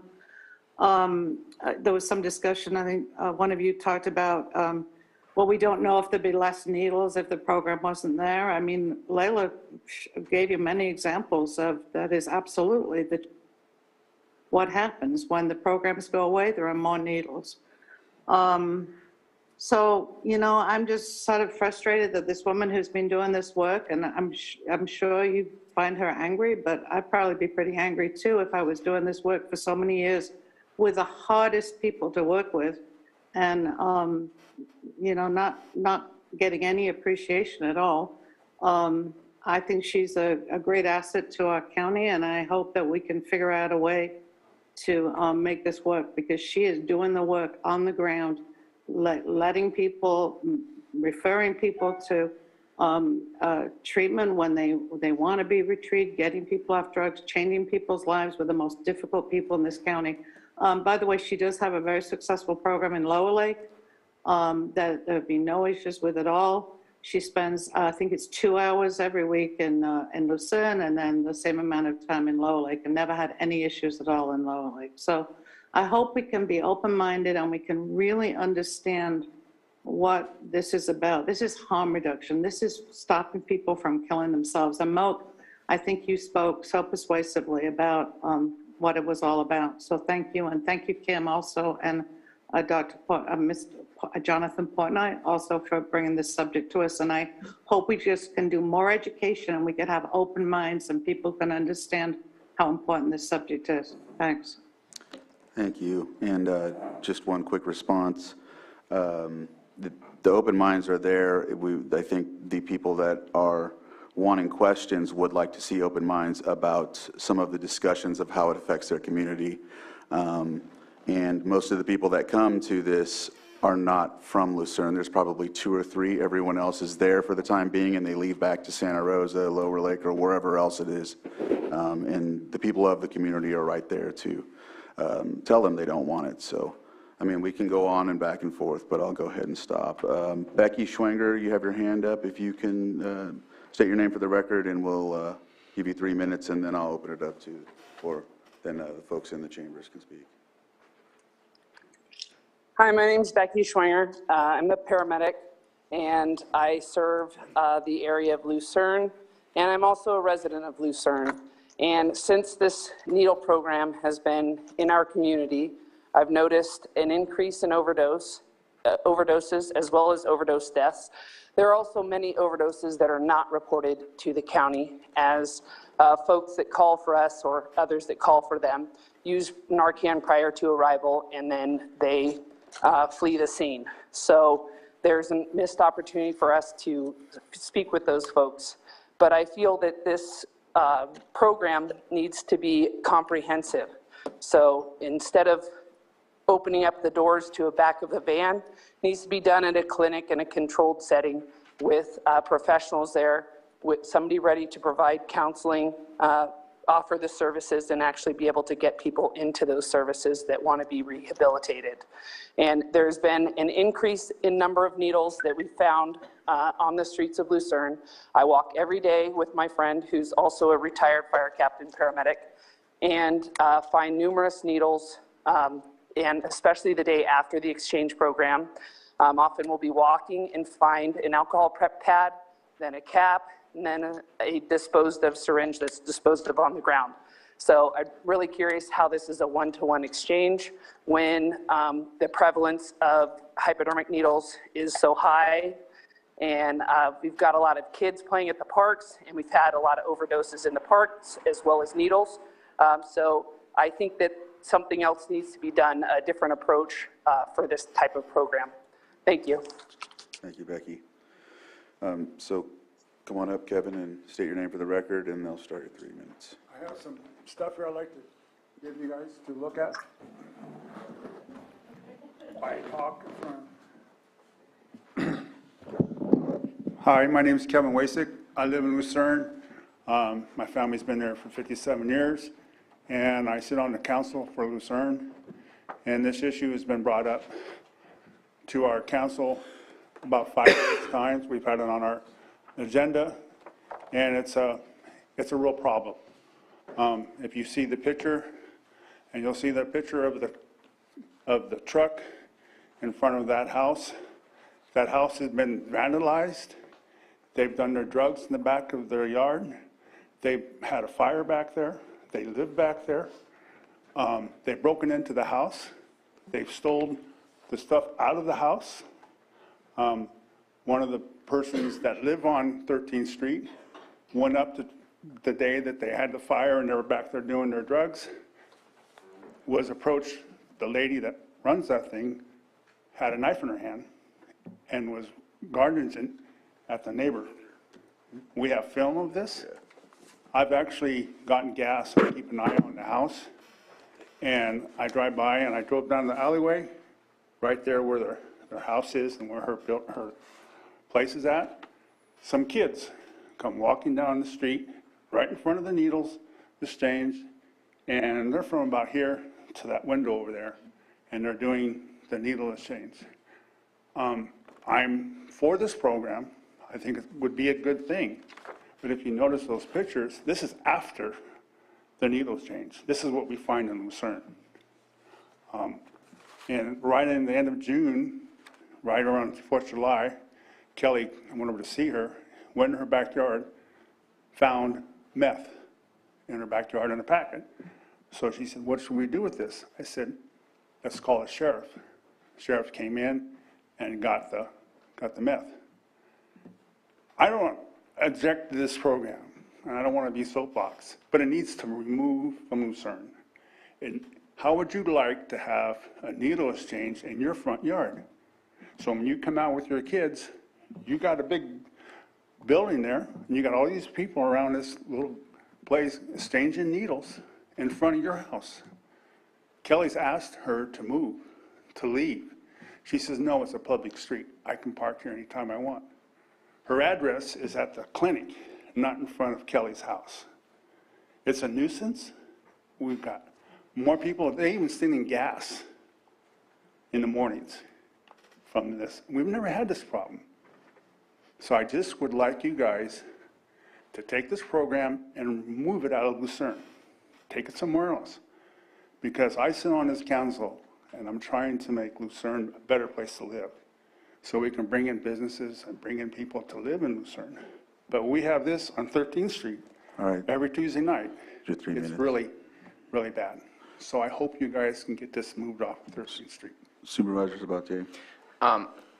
I know the waters have been muddied in the conversation today on what the topic is, but I want to ask the chair, because it's up to the chair on how to move forward, but we do not have an MOU or a contract with the current syringe exchange program. We've been provided information about general syringe exchange programs, and so it's hard for me to listen about finding meth in a house, and it sounds more like a code enforcement type of conversation than it does a follow-up to what's on our agenda today. I think that people want to have that conversation about the specific syringe exchange program, which is why I'm asking if we can check back in earlier, because I know the community wants to have that, but I'm not sure how the connection of what we find on our streets in connection to the current exchange program that is in the county versus the conversation of the general idea of harm reduction and questions about harm reduction and overall things. And I know the waters have been muddied, but I just I feel like it's a slightly different conversation. And so I wanted to express that to the chair to see if there was any changes or not, and I'll leave it up to you. I'll look to Anita. However, I know that's the only syringe exchange program in the county, so, but Anita should, go ahead. Thank you, Mr. Chair. I think the issue for people is their experience in terms of a program that's been highlighted in Health Services commentary today, not the specific people who are running a program, but just the concerns for community things that they want to have considered by Health Services and by the Board of Supervisors. Not this specific type of program, but just harm reduction as a general point of reference. So references to a specific program and that discussion can be taken up by the board another time, but concerns that have been raised by their own experiences that relate to harm reduction should be appropriate for comment today. All right, thank you. Sir, next, state your name for the record, and then we'll start at 3 minutes. Hello, my name is Greg Bianchini. I live in Lucerne on 13th Avenue. And today I want to talk about the harm that it's causing to our town and in our street. I'm not against this program. It's a very vital program. It's where and how it's operated. The truck is set up in the street, not in a parking lot. She is uncivil, threatening, lying, and she tells me to fuck off, and it's her turf. We can't have the cursing. I apologize. Yeah. I apologize. Right. Please don't allow her to set up this truck on 13th tonight, because she's going to be there tonight. Our kids should come first no matter what. The kids and our seniors should come first over any drug user. The kids have got to come first. I understand that the drug users, they need help too. but the kids, we can't throw the kids underneath the bus, and the seniors and the families that have lived on that street for generations have to deal with this exchange program now. And 13th Street, it's not a drug street. It's not safe for the kids, residents, seniors, and it is dangerous for this street. There's kids and families with kids that live on this street, and the school is close by. The school is on 17th Street. And also, you mentioned that the last annual report, I went to the health department 2 weeks ago, and I requested a copy of the last annual report, and what I got was a report from 2013. I also requested the requirements, restrictions, guidelines, regulations, safety rules, and public records and recent data, which the only thing that I received was some public records. I didn't get the data that was turned in, and now called yesterday and asked again about it, and they said that they don't have that ready yet. But now I just heard that it's been turned in, so I should be able to go get that when I leave here today. So that's where I'm going to go to the public health department and pick up that data that she was supposed to turn in, I guess, about 8 months ago. So anyways, it just something needs to be done about this, and she's any positive change is just uncivil. It's not fair to the community, the good people that live in Lucerne. I know she's trying to help people, but it needs to be just not in the street. All right, we got to wrap it up, Greg. And also, Greg, we got to wrap it up. I do have videos. I have Right. 2 recordings of all this too. Okay. Thank you. Director Excuse me, Portney. sir. Excuse me, sir. What was your name? Greg Bianchini. Greg, Jonathan. Greg Bianchini, thank Greg, you. pleasure. I'm the director of the health department. Okay. And again, what I just want to express is there is no MOU between the health department and any syringe exchange programs in the county. So when you're asking for specific data, I would personally like to meet with you because we need to get really specific in what you're asking for. Yeah. Because I need to express this. I have zero authority over what is asked for or what is given to me from a company or a organization that I do not have a contractual agreement with. I'll work with you to try to find what we have, but I can't. I think Ms. Grant wants to elaborate. Oh, he's been. Okay. I can't give any information about a neighbor that I don't have a contract with. But let's meet after this, and we'll try to figure something out that we can meet as far as data collection goes. Okay, I'll give you my phone number, my That'd be great. contact Let's do it. information. Yep. All right. Thank you, Greg. That should be public knowledge, though, the data. I should be able to receive that. Greg. That needs Yeah. to come, that can't come from the health department, though, because we don't have a contract with them. Greg, you've been way past. If you can talk to him afterwards. I get it, thank you. Yeah. Ms. Grant? Thank you, Mr. Chair. Again, people have various experiences in their lives, and that informs their viewpoints, and of course it does for all of us. So people are going to talk about syringe services and their concerns about it, but highlighting a particular program today is unnecessary and beyond the scope. However, the experiences they've had in their own community with regard to programs, what they would like to see adjusted or modified or considered, all of those things are appropriate comments. All right. Go ahead. Yeah, I had a question for Ms. Grant. I know you've been through all of the historical paperwork in regards to our syringe exchange program. I believe there is a resolution where the Board of Supervisors stated that a specific group was the county exchange program. There's no contract in the sense of expectations or guidelines, but there is a reporting factor that is in the resolution that data will be provided annually, and that's also, I believe, state code. So does that provide us the avenues to sharing the data from a agency that we do not have a contract with but have that resolution? It may. It certainly gives some type of nexus. What I would suggest to your board, if you will, to allow me to go back and look at the resolution and explain to you under the law what I see as the legal avenues you have with regard to your working relationship with any comparable type of program in the county. I can certainly do that by your next board meeting if that's acceptable to you.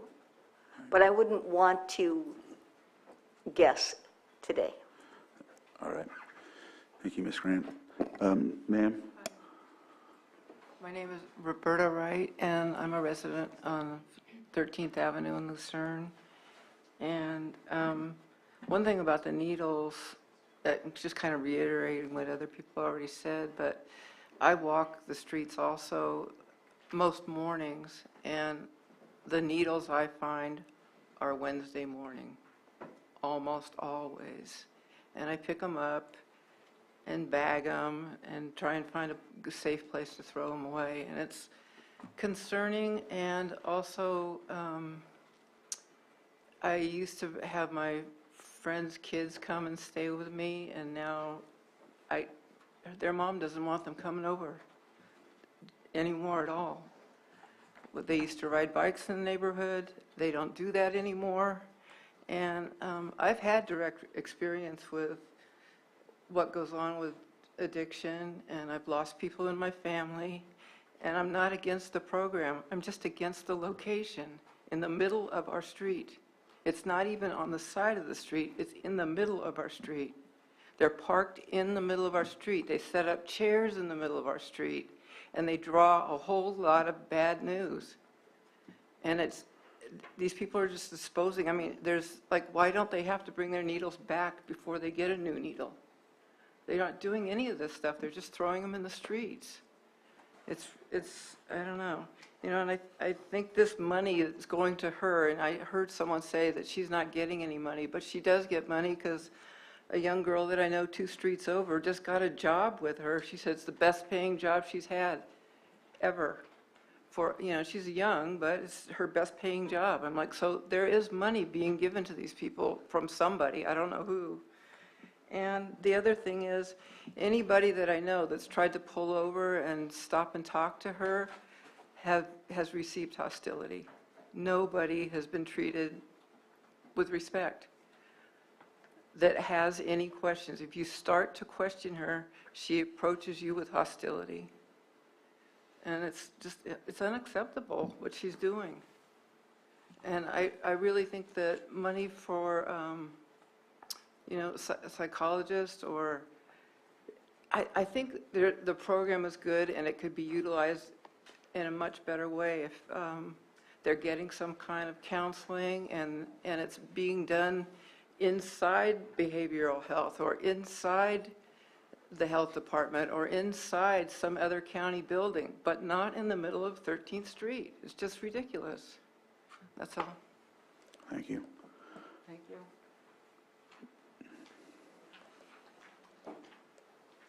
Hello, my name is Kurt McKelvey. On the third Thursdays of every month, I chair the Lucerne area town hall meetings there in Lucerne. And the SEP program has come up as a regular topic in the last 6 months or so. The things that are reported to us, and I'll try to keep the statement in a harm reduction context here. Essentially what we're seeing is evidence of, or people in the community telling us that they're not seeing a reduction in harm, they're actually seeing an increase in certain activities. The SEP program, as it's described by the state Department of Public Health, the county Department of Public Health, on paper it's absolutely great. It's definitely something that is needed in the community. There are overdose deaths, there are opioid use in the community that needs to be addressed, and there needs to be services provided for that. What we're seeing, though, as a whole, is the agency that's delivering that program having no oversight, no regulation, nobody to answer to, and no reason to answer to anybody, and which flies in the face of state guidelines. The California State Department of Public Health states that SEP programs should have a process in which they take positive and negative feedback and document it, and then make a good faith effort to augment their programs to address those issues. We're not seeing that at all here. What we're seeing instead is hostility being returned in part by the SEP provider, and essentially at one of our recent meetings I pointed out that they don't have a complaint process. There's no listed website. The only thing that I could find online was a private Facebook page. Or a private Facebook group, I'm sorry. And essentially there's no online or telephone number or anything given as far as a means of addressing community concerns. Since that time at that meeting where I pointed that out, they did provide a complaint form, but it was kind of invasive, and the questions that they were asking, they needed, they required your physical address, things like that, which I felt would deter people from providing input. Is that my time? Oh, no. Okay, so, thank you. Essentially, what I'm seeing here is I would like to see a holistic program. We don't currently have a holistic program that's being delivered.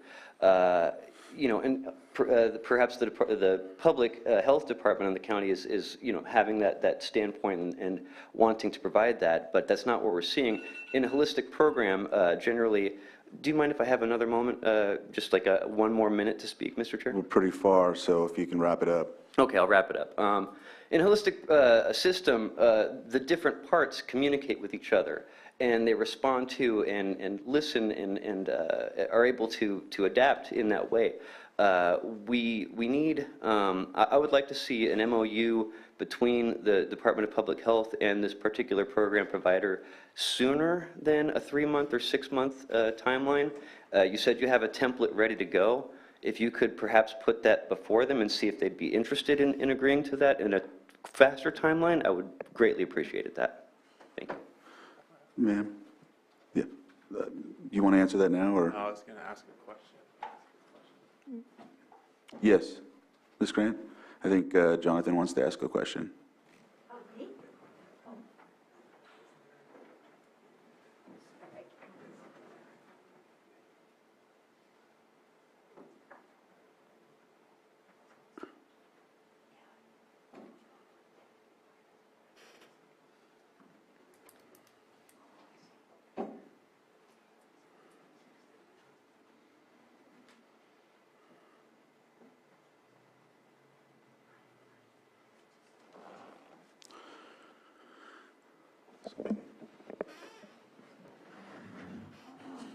No, no worries, no worries. Comment? Yes. There is an agreement, but it isn't ready for discussion yet, and as soon as it is ready for discussion and brought to the board, it will be made public record. Do you have a basic timeline on that? I don't at this time, but Maybe you could reach out afterwards. Yeah, we are being proactive in finding solutions to address your well-stated comment. Thank you. All right, thanks. Hello, my name is Elise Jones. I live in Lucerne and I work in Lucerne on 13th Avenue. I have a 4-year-old, a 14-year-old, and a 15-year-old. They were all born in Lake County and raised in Lucerne. I take my son to the park, both parks in Lucerne, since before, when he could walk. And I always look around because I am wary, and I've never found a needle in any of those parks. We probably frequent them 3 to 5 times a week, depending on the heat. And neither has that issue happened with my older children. During the course of my day at work on 13th Avenue, I'll walk up and down, up to the castle and back, around to Power Mart, whatever. I've never seen a needle on the street. I've also observed the exchange program on 13th Avenue, and my observation has been that they're parked in the parking space area, not in the middle of the street as has been portrayed. I've also had interactions with them, and I would not describe any of those as being hostile. So I just want to share those observations and my experience as a resident of Lucerne and a person who works on 13th Avenue. Thank you. Thank you. So I'll go ahead and close public input and bring it back to the board. Thank you for the report. I don't know if anyone else has anything to state. Vice Chair Pyska. I appreciate this conversation today. We've gone really in depth into the presentation and also local experience. We are committed to working through this. This is a big job. There's a lot of work involved in this. We are going to be putting together that team with our new PHO and our epidemiologists, and we're going to be looking at data-informed systems. I think that's what we all are looking at needing. And I just want to voice my commitment to this work and this ongoing process. And it is difficult. These are hard conversations. But the reality is that it cannot be ignored, and we need to keep moving forward. Thank you for that. And thank you, Director Portney, and thank you for your report. We'll go ahead and close this item on the agenda and take a short break. I know it's been quite some time, so we'll go. Oh, yeah, and when we come back, well, we'll actually, no, let's do that first real quick. Lake County Animal Care and Control Pet of the Week. That dog is amazing.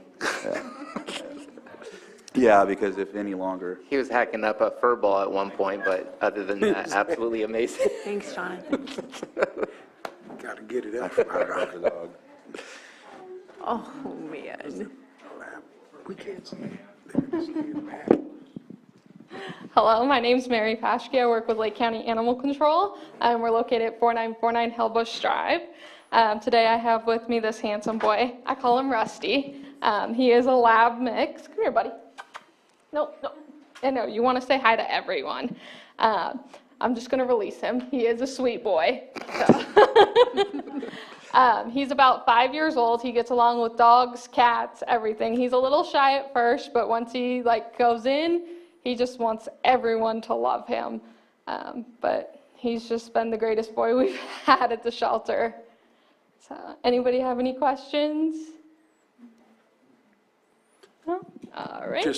You already did the phone number? Oh, 707-263-0278. If you guys have any questions about adoption, he is available. There should be enough people in this room that he doesn't have to go back to the shelter.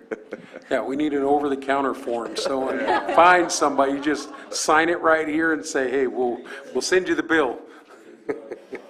I'm looking for a dog that learns about skunks, because mine is not learning. Good luck with that one. All right, thank you for that. And Thank you, guys. we'll go ahead and take the short break. We'll come back at 11:05. 2 o'clock in the morning, skunked. Again. I'm getting really good at it.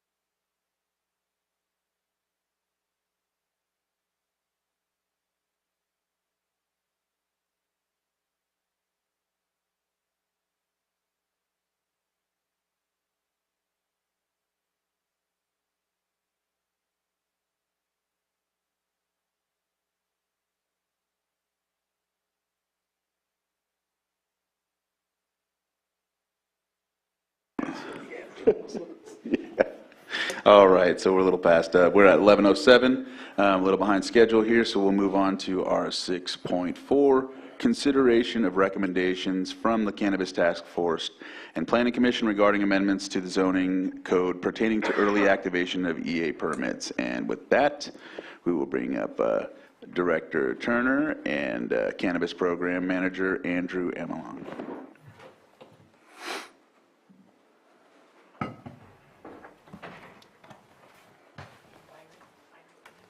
For the appeal.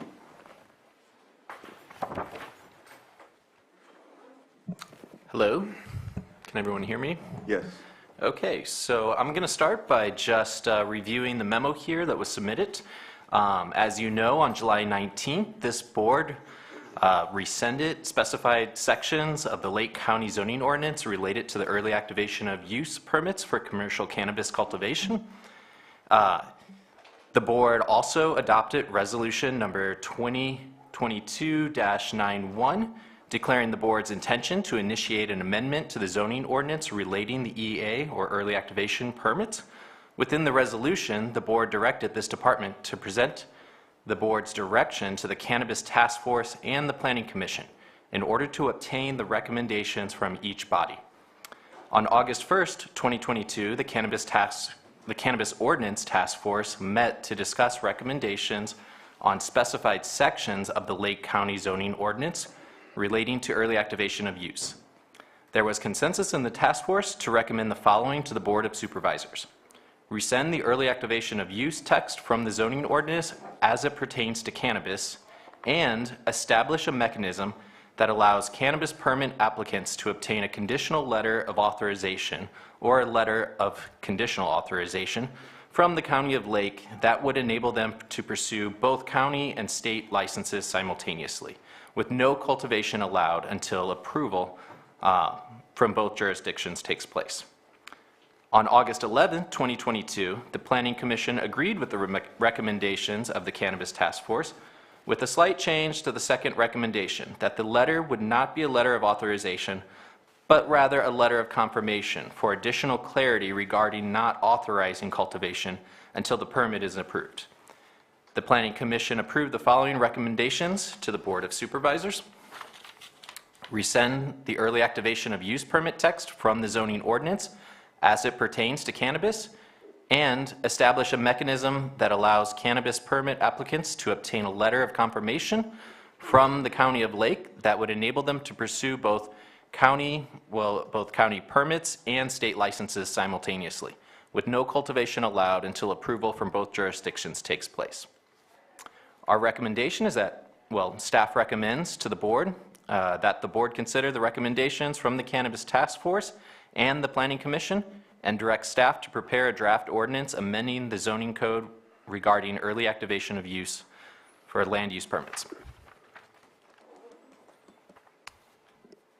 And we can open it up for discussion. Thank you. If I could just add a little bit more to that. Please. Just as a synopsis on what Mr. Amelung has presented, the recommendation for rescission of early activation as it pertains to cannabis permits was unanimous. There wasn't really much of a discussion about it on at either meeting, either the Cannabis Task Force or the Planning Commission.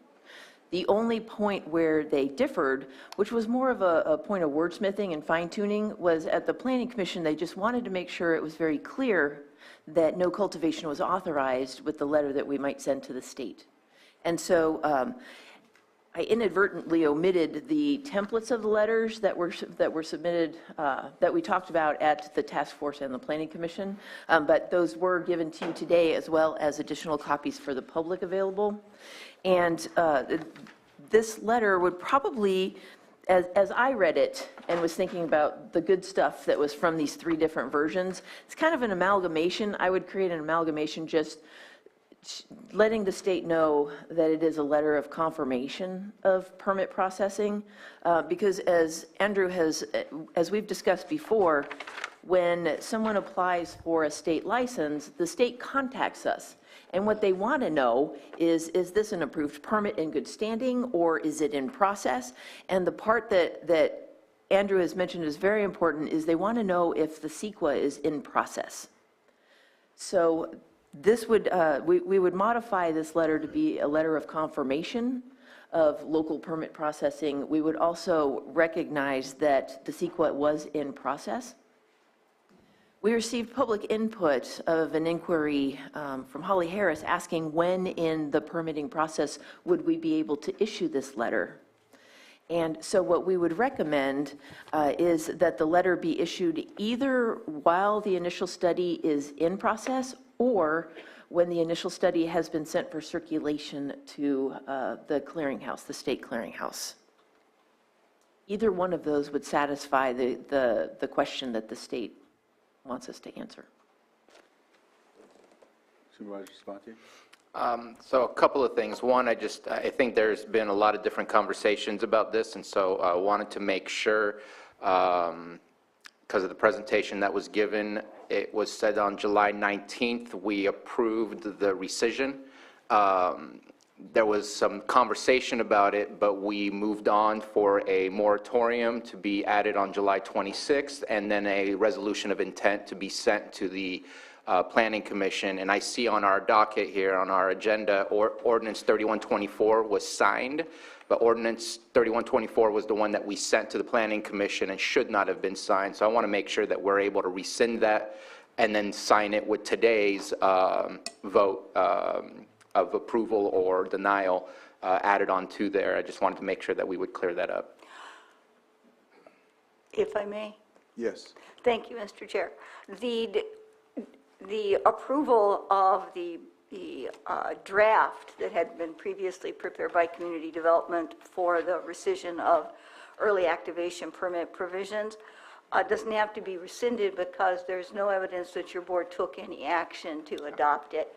I've gone through the minutes for both of the dates in question and the agendas, and it's not on the agenda on the 19th or the 26th.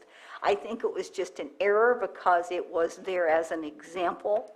So it was just a simple error, and I think that your board doesn't have to take formal action other than you may want to make a motion at some point just to note that it was an error and there was no intention to adopt it, but that's the most you would have to do. You could probably even do it by consensus. What your board did approve was the interim urgency ordinance, and you did approve that on July 26th.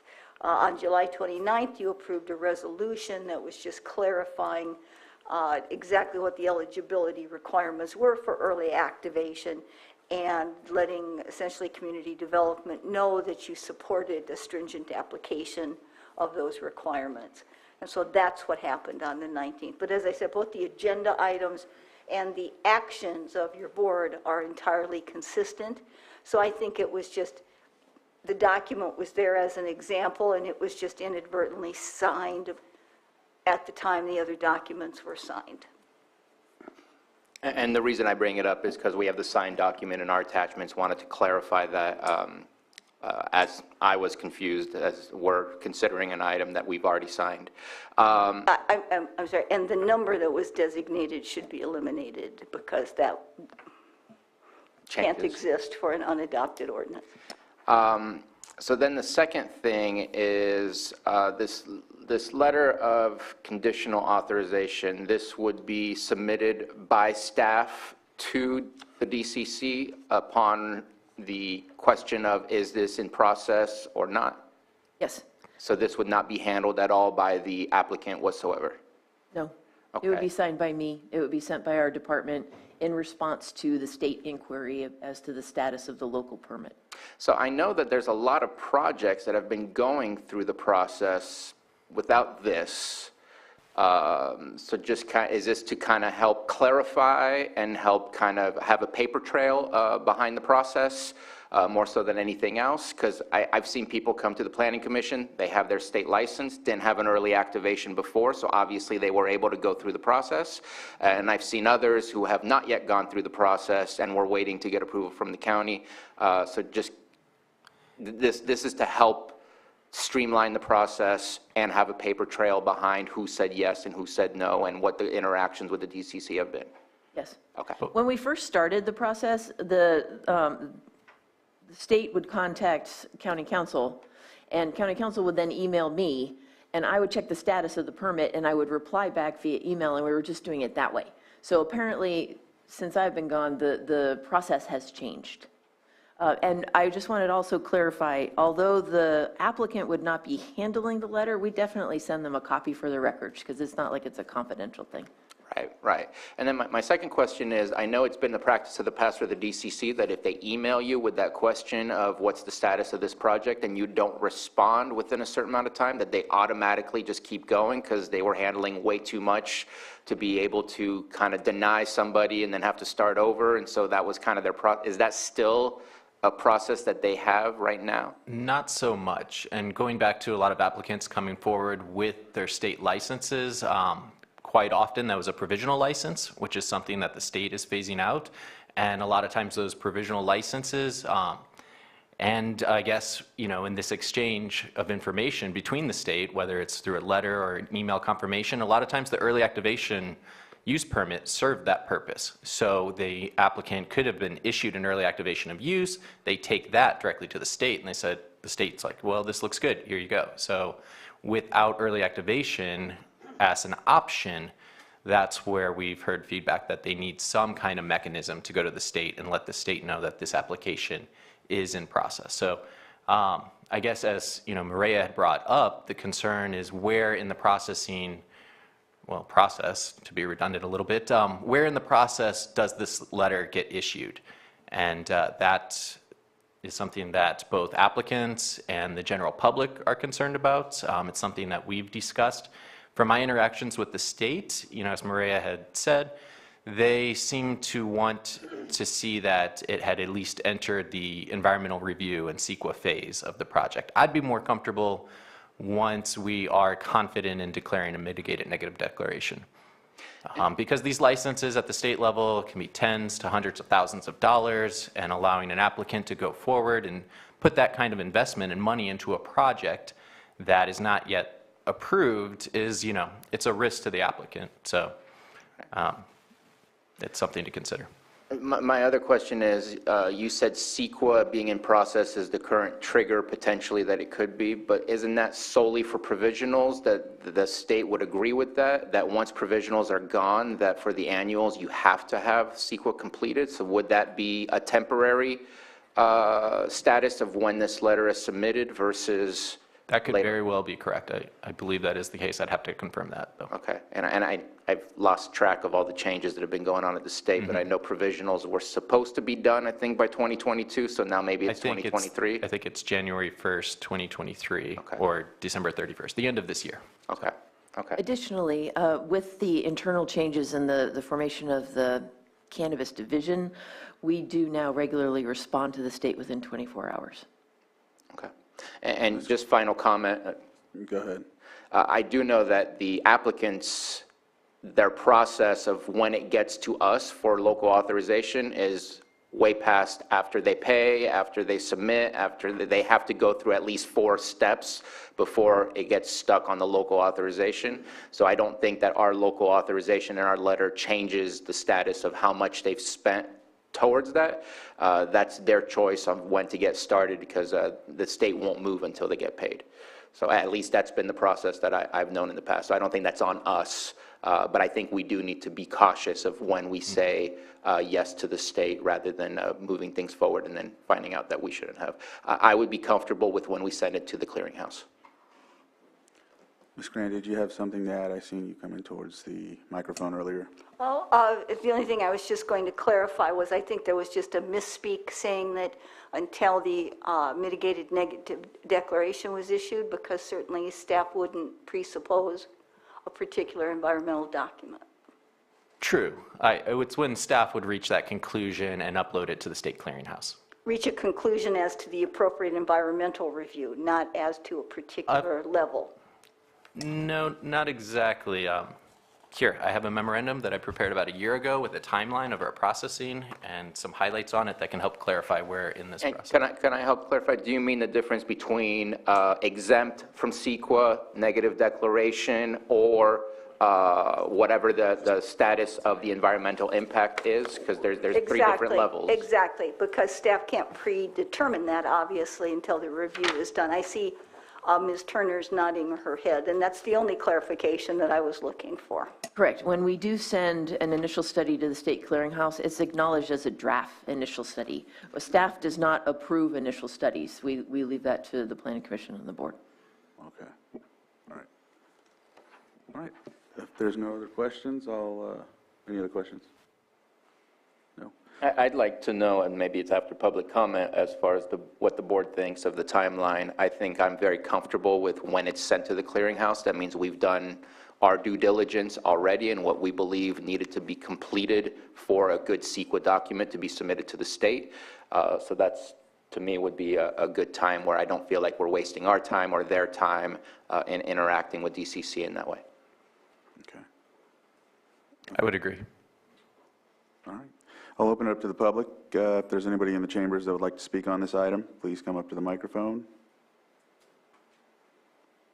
All right. I don't see anyone on Zoom as well. Or actually, there is someone coming up, and there is someone on Zoom, so. Hi, my name is Lynn Marks, and I live on Nancy Drive, which is located on the same road where the Cannabis farm is. And I'd like to... Is this about this item? It has to do with the Cannabis Task Force Commission recommendations, or is this about an actual? Is that the appeal that you're here to speak on? I believe so. Yeah, that's a little later. Oh, Yeah. okay. Thank you. Thank you. And then I have Jennifer Smith, if you can unmute and state your name for the record, and we'll start the timer. Good morning, Board. Jennifer Smith. I wanted to kind of shed some light on this process and how it operates in other counties, as well as advocate for the conditional letter of authorization. We understand that early activation is problematic and needs to go away, and fully support that. We would like to see this conditional letter of authorization provided to the applicant as soon as the application is deemed complete and that they've met the zoning requirements for the project. All of this letter just allows the state to start their process of approving the application and doing some of the scientific review. The application fee that the farmer pays is minimal compared to the actual license fee. So at the state, we pay an application fee and then a license fee. And so if we were able to, I think that decision should be put in the hands of the farmer. If they want to pay that application fee going forward, and knowing that the county may not have that negative mitigation declared, I think that should be up to the applicant. State licensing can take up to 6 months. And so if we have to wait until it's submitted to the clearinghouse at the local level, then that's another 6 months. So we're just asking for this so that doesn't really feel like concurrent processing. If you have any questions, I can help answer those. But the very first thing that the state even does is they check back with the county to make sure that this is in process and it is an approved application, not that it's necessarily 100% complete, so that neither the county nor the state are wasting their times. Thanks. Thank you. Did you have anything to add to that, or anybody? Questions? No? All right. Bring it back to the close public input and bring it back to the board. Supervisor Sabatier. And I get it that it should be on the farmers, but two things. One, application deemed complete. We know it's taken 2 years sometimes, if not longer, to get to the final product. You paid for a whole year. We seem to get blamed quite often for being an obstacle to getting things done. I just think this would reduce the potential for being blamed, well, you approved it and you didn't finalize my project and I spent $200,000 on licenses. I think it just helps out. I didn't think it was 6 months. I'm asking staff what your timeline has been in your experience. It can take 6 months. It could take less than that. It's similar to the permitting process. It takes, I guess, as much time as it needs. You know, a well-planned project can move through this process pretty quickly, but more problematic applications take more time to clear up things. I believe it's similar at the state level. 6 months might be an average. So another thing that I guess when we're looking at where should this letter fit in the process, I guess a lot of that, staff had put it at a comparable place as to where early activation should have fit in the process. Given the fact that this letter doesn't authorize any cultivation or breaking of ground or any development whatsoever, there is the potential to have it a little bit earlier in the process, especially as Jennifer just noted that they're paying the application fee, not the full license fee ahead of time. So something else to consider.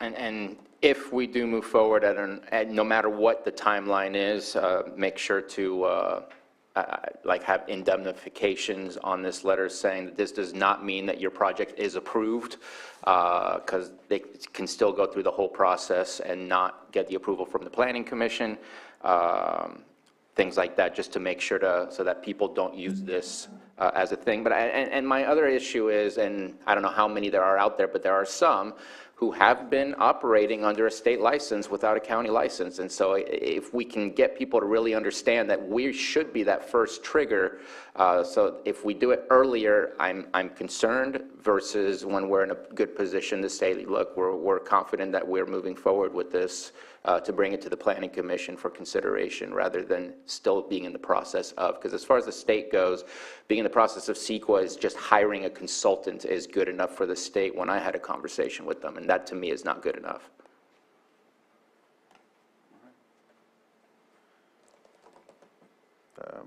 From there, do we have any action that needs to be taken, or? And I'm ready to approve the ordinance, but I'd like to know how the board feels about the timeline and where it is. I'm not sure if the ordinance that was accidentally signed last time has had a noticed public hearing, which is not today. So, but we could bring it back for a noticed public hearing. Today, they're looking for direction. But I defer to County Council on that. Nodding her head vigorously in agreement with Ms. Turner. All right. And so just direct staff to prepare draft ordinance is what we're looking at then for action then. So how does everyone feel? Yes, direct staff to do so. All right. Is that enough direction, I think? We feel directed. All right. Thank you. Thank you. Thank you. Okay, so next, thank you again for that information. 6.5, public hearing on account and proposed assessment for 725 Bass Lane, Clear Lake Oaks. With that, it looks like we have. A question? Oh. Ask Mary. Oh. She sat there for a minute. So I Oh, didn't know. sorry. I guess she's good. Okay. And so with that, it looks like Michael Herringshaw is the code enforcement supervisor that's on this, and I see Marcus Beltramo, the code enforcement manager. So if you'd like to come up and take a seat with us.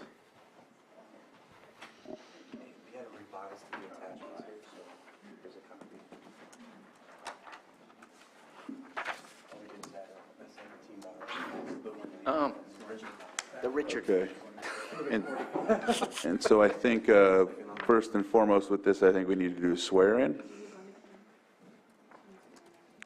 Yeah, Ms. Grant, we need to conduct a swear-in, right? Yes, okay. And so, gentlemen, when you're ready, Kim will. With your right hand raised, do you solemnly swear that the testimony you are about to give will be the truth, the whole truth, and nothing but the truth? Yes. Thank you. I don't see any hands up in Zoom, and is anyone here for this item? I didn't think so, but I just wanted to make sure. All right, so with that, we'll go ahead and allow the director or the manager to move forward, or I don't know if you're presenting it. Okay, Michael's presenting it, so we'll go from there.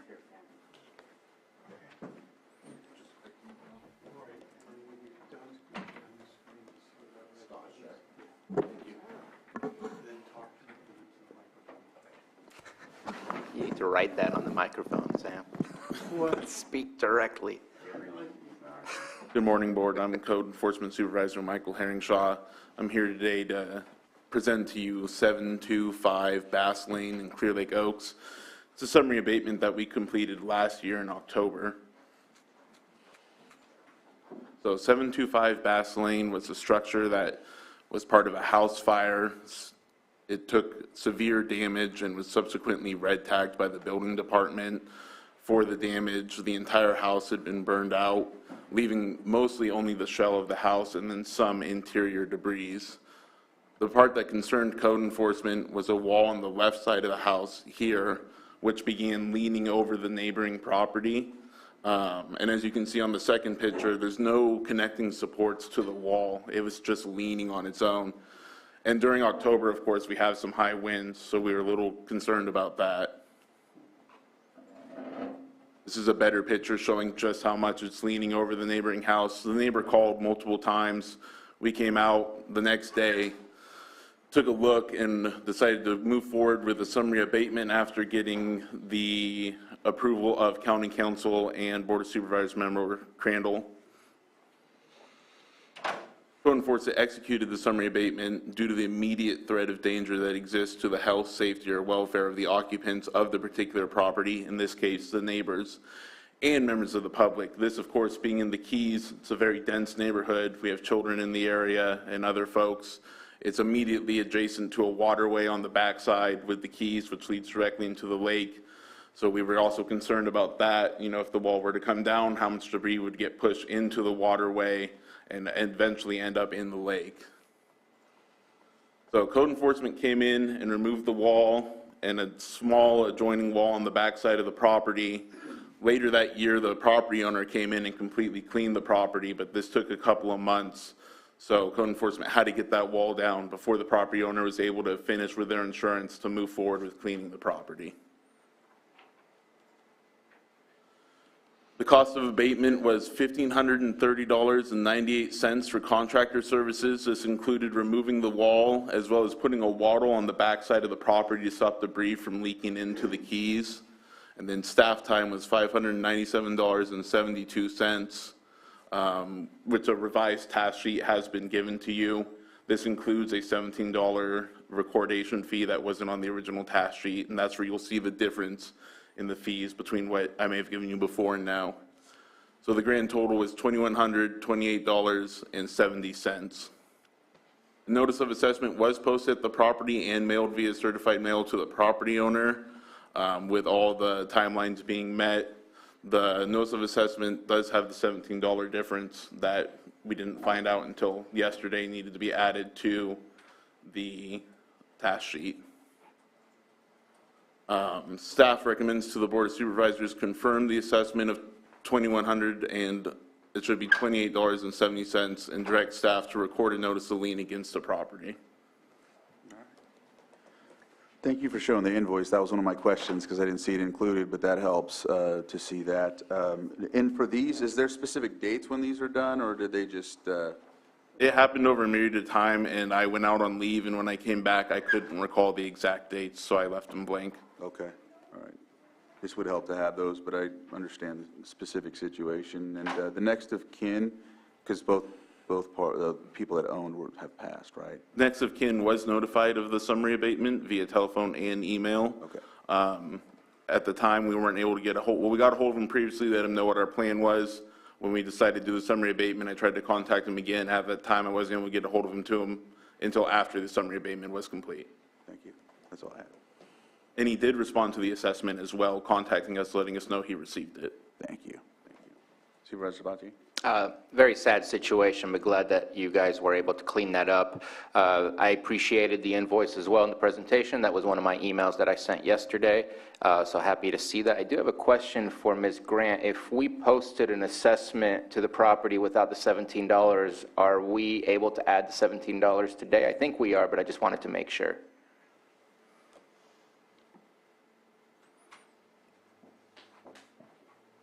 Yeah, I think you can, just simply because the notice went out that the assessment was going to be affected, and certainly changes in assessment can occur during the course of the hearing.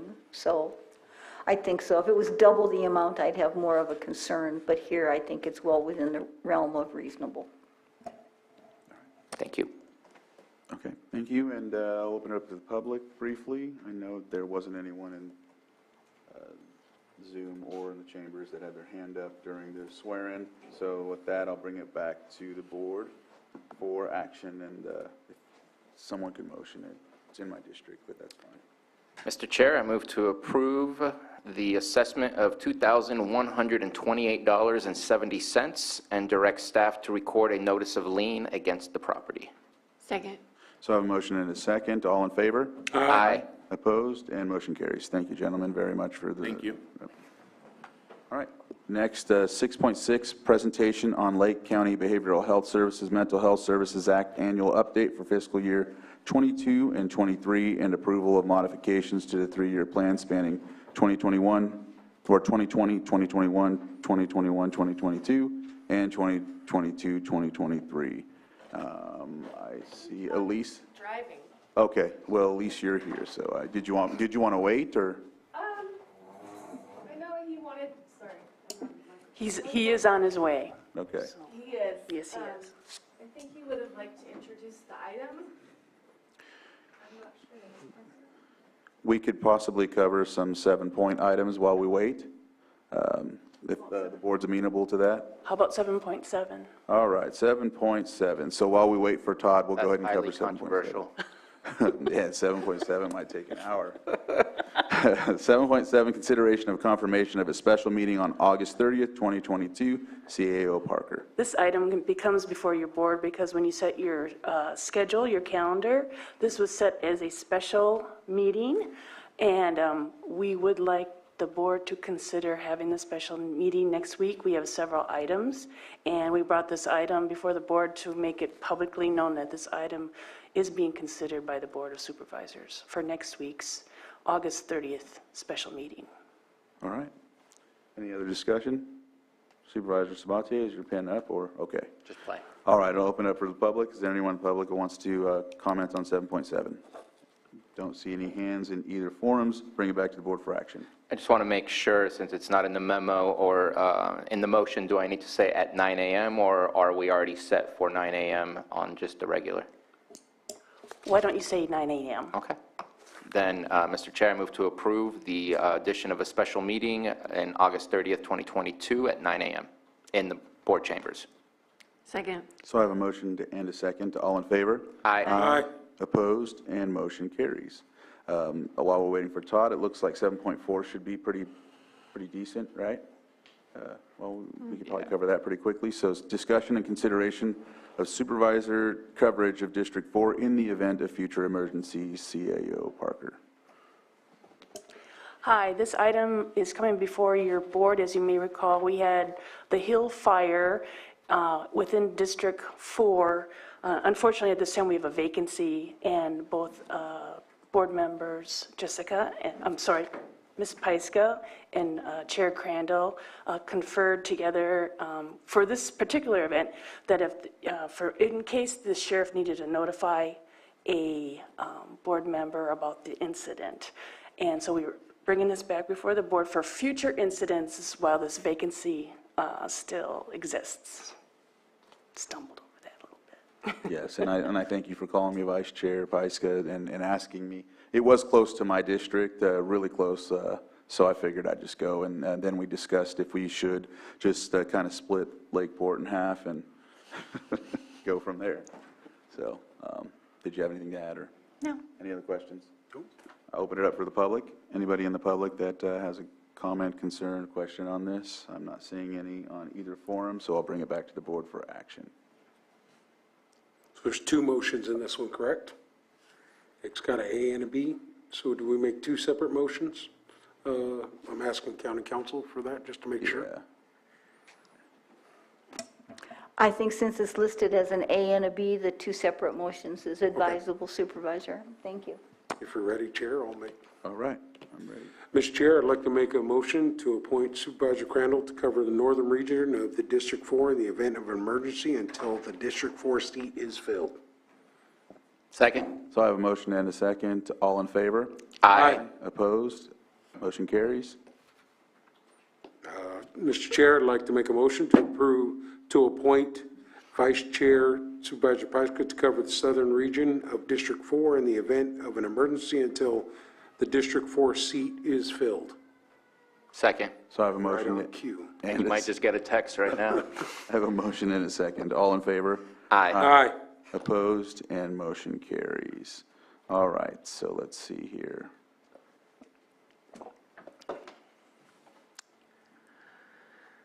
Maybe 7.5? Let's do it. All right. Consideration of letter of support for the Meadow Point Upper Lake County Water District Consolidation Project, and I brought this forward. As you know, I've been attending meetings in Upper Lake. They're monthly. There is a need for a project to take place for Meadow Point in Upper Lake. It's a water district consolidation project. With that, there's a group, a family that owns property in one of the general plan descriptions for housing element that would like to try and tie into this process. And so they provided a letter to ask for a letter of support. And so I just brought it here to see if that would be the case. I know Supervisor Sabatier had mentioned some comments that he may have, and I appreciate all of them. I just brought it forward to try to support the project as it is for the general plan and housing element. The concept is that the group, the family that owns the property would like to have the access to a hookup. So if this comes forward at a later date, when it's ready, they'll have that in place and they won't have to wait. As many projects in Lake County, they'll wait and then they'll die out, they'll fizzle out. So with this, it's in essence an attempt to be proactive in that realm. So that is another reason why I brought it forward, but just of course, I haven't really talked to anyone about it, so just wanted to kind of give the layout of why I brought it to us. So go ahead, Supervisor Sabatier. So I appreciate the letter, and I'm always looking to support development. I know that we're asking a letter from the Board of Supervisors to LAFCO, that's one of the recipients, to approve of the annexation. And I think, at least from my perspective, because I'm on LAFCO, are we asking for something that fits, or are we asking for something that doesn't fit? And that's where I get concerned of a letter of support for something that may not fit. I know I reached out to John Benoit, who's the executive director or executive officer of LAFCO. He was definitely aware of this letter, probably took part in some of the conversations. I believe Chair Crandall had some conversations with Mr. Benoit. But he has some concerns about the potential for the annexation and some of the other municipal services required to serve that kind of development. I'm not looking to deny the letter. I'm just wondering if there's a way to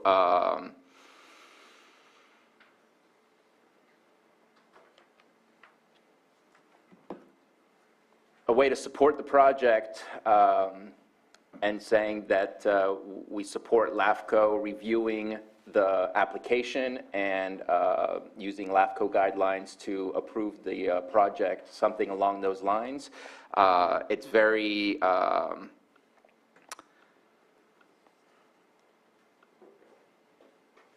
like here it talks about along with an adjoining 2-acre parcel, a Site 1 for affordable housing with a density of 160 units, could potentially be increased to 240 units, and maybe adding with the expansion of services required to make these projects possible.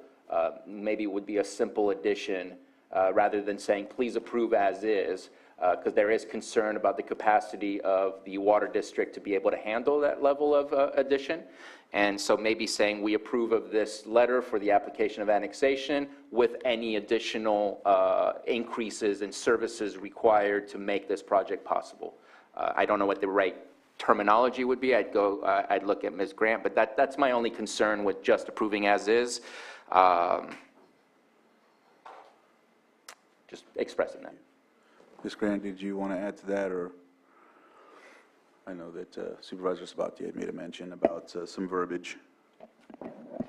And if I can interrupt, I'd rather hear from the board, because if nobody wants to do that, then there's no need to ask Ms. Grant for any type of language. No, obviously, LAFCO and setting on the board, we're always supposed to look at it differently as it goes through there. I completely agree with your thoughts along of supporting the housing part of this as we move forward, but making sure that it goes through the LAFCO process that it needs to. This is just a general letter of support from the board that we support housing in Lake County, and if there's an opportunity, we would be willing to do that as long as it meets all the rest of the requirements. So a lot more complicated, but I thought you said it well as you move forward. So I'm in the same way. We know we need housing in the county, but there's also limitations when you talk about the other infrastructure that's needed to do that, plus the capacity of the water. We all deal with that on, water and what that is, and it's a lot of dwelling. So I'm in agreement with some type of language going to that. I don't want to stop it either, but I would like to get that letter and be very clear about what we're asking for or supporting here in this letter. All right. So I guess we're back to Ms. Grant. Yeah, because it's 2 and 2. Potentially. Well, yeah.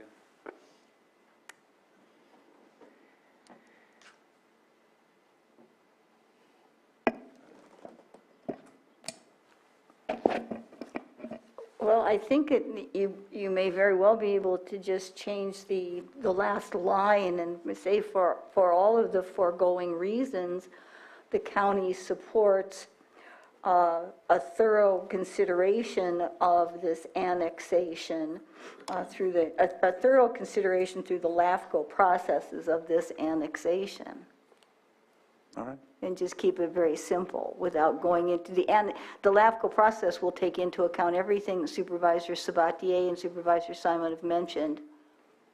So I think you can just clarify what you're asking for here. All right. I'm good with it. I think Yeah, we're good. me too. Is there anyone from the public that has any comment on this? I'm not seeing anyone in the chambers or on Zoom, so I'll bring it back to the board for action. And it's in my district, so I mean, if you can make the motion with the addition, that's fine. I would say so moved, but I'll go ahead. I move to approve the letter of support for the Meadow Point Upper Lake County Water District Consolidation Project with the amendments as stated by Ms. Grant. Second. Okay. So I have a motion and a second. All in favor? Aye. Opposed? And motion carries. Thank you very much. Todd, if you'd like to come up, we were on your item for 6.6. 6.6. Got it, yeah, we're there. My apologies for being a little late. You guys went ahead of schedule. I was, Oh, we Ahead just of covered schedule? some nonsense. that's hard to believe. Yeah. Anyway, it's morning, I believe. Good morning, Mr. Chair, members of the board. Todd Metcalf, Behavioral Services. What we have before you today, we're going to make hopefully a fairly brief presentation of our Mental Health Services Act 3-year plan annual update. What this update is, it's actually the final update to our 3-year plan because we're gearing up to move into a new 3-year plan cycle. And so I'm actually going to turn this over to Elise Jones, our Administrative Deputy Director, who will drive this presentation, and I will, with Elise's permission, jump in if and when needed as we go through this presentation. I know you've seen these before, but we do have some minor updates we would like to share, and so and appreciate and solicit any comments and questions that you have as we go through it. So Elise, I will turn it over to you. Okay, absolutely, thank you. I just want to give you all and the public a heads up that the first slides are very cursory information about the Mental Health Services Act, all of the boilerplate, I'll call it, services and components of the program. And so I'd like to kind of move a little bit more quickly through those slides. Of course, pause if you have any questions to get to what's really interesting, which is the data and outcomes from the programs as being implemented. So just wanted to let you know that's why I'll be moving.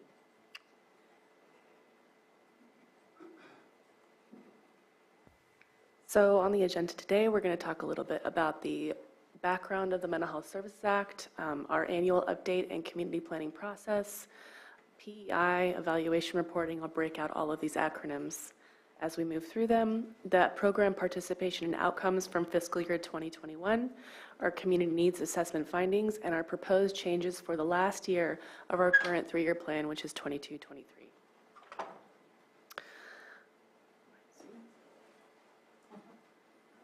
And of course, we'll be presenting those updates, and there is also a resolution, I believe, attached to this item, which is necessary. Okay, so the first thing that we want to talk about is training and education, which is a nice component of the Mental Health Services Act. So just the background on this, Proposition 63 passed in November 2nd, 2004, imposed a 1% tax on income over $1 million to expand and transform mental health services in California. And so there are these various components. One is community services and supports. It makes up the largest component of the Mental Health Services Act. It includes outreach and direct services for people with serious emotional disturbances and serious mental illnesses of all ages. So next we have prevention and early intervention, making up the second largest funding stream within MHSA. And as you might think, this is geared towards preventing the development of mental health problems and to screen for and intervene at early signs. Next up, we have innovation. So this is a really neat funding category, not much money, but very clearly put to innovate, to try new things that we might not be able to try within a traditional mental health system. We also have our workforce education and training program. So we're building, retaining, and training our public mental health workforce. And we have capital facilities and technology needs. And we like that last one because it's going to help us, or we've been trying to use those funds to renovate and update our City of Clear Lake building that's in dire need of certain repairs. So I'm excited about that one. At least it's got a new roof. Yeah. Yes. Among other things. It does. All right. So as I stated, we're in the last year of our current 3-year plan. And we're just going to talk about the status and accomplishments from the previous fiscal year, well, the year before that, and then proposed program changes to address those identified needs within the MHSA program. In the development of the annual update, we elicit a ton of feedback from stakeholders. Some of you and the public may have been involved in these stakeholder meetings to provide feedback, which we're really grateful for. We also, of course, look at our own department and say, hey, some of our biggest stakeholders are actually our staff. Our Behavioral Health Advisory Board has a lot of involvement with our Mental Health Services Act plan and actually conduct the public hearing. And of course, you all, the Board of Supervisors, must review and approve our annual update. And then RDA Resource Development Associates is a consultant with whom we contract, who put together this beautiful presentation in coordination with our staff, and who provides that facilitation of all of these community planning processes. And so it's nice to have a consultant also to serve as a neutral party. So we're really not invested in the outcome, we're just here to listen. Okay. So for the prevention and early intervention evaluation reporting overview, the MHSA program is overseen by the Mental Health Services Oversight and Accountability Commission. What a mouthful. And PEI is an area where they have expanded the reporting requirements, and they're looking for more outcome data. And so we're going to look at demographic information, program accomplishments, and as I said, additional outcome data that is being required of us to collect from the MHSOAC. And it's spanning, of course, the current plan. We're in the last year. All right. So breaking out further these main funding components, we have community services and supports. I'm not going to list all of these programs. They are, of course, contained in our annual update, and you can access this presentation on the board agenda if you want to go back and reference it. But as you can see, we have a variety of programs associated with each of these major funding streams. A lot of them have been established for quite a few years, and some of them are new, and we'll touch more on what those new and expanded programs are underneath each of these 5 components of the MHSA plan. Okay, this is demographic information. And essentially, this is covering the CSS programs, which, if you recall, are direct services and supports. That's our largest funding stream. And then the PEI, the Prevention and Early Intervention programs, our second largest. And so overall, our CSS programs served 301 consumers. Now, if you think about it, these are direct services on the ground, boots on the ground services. So that's actually quite a lot of folks receiving direct services through MHSA. PEI is a little bit more expansive. This is, if any of you have had the opportunity to attend a mental health first aid training, highly recommend. That's encompassed in this mental health first aid training. All of the community education that we do in the schools, in the classroom around substance use prevention and mental health awareness and things like that. And a lot of other prevention activities. Our peer support centers around the lake actually do a lot of prevention activities, and so many of those services are encompassed within that PEI reporting. And so you see a very robust 4,722 consumers who were touched by PEI services over the last reporting period.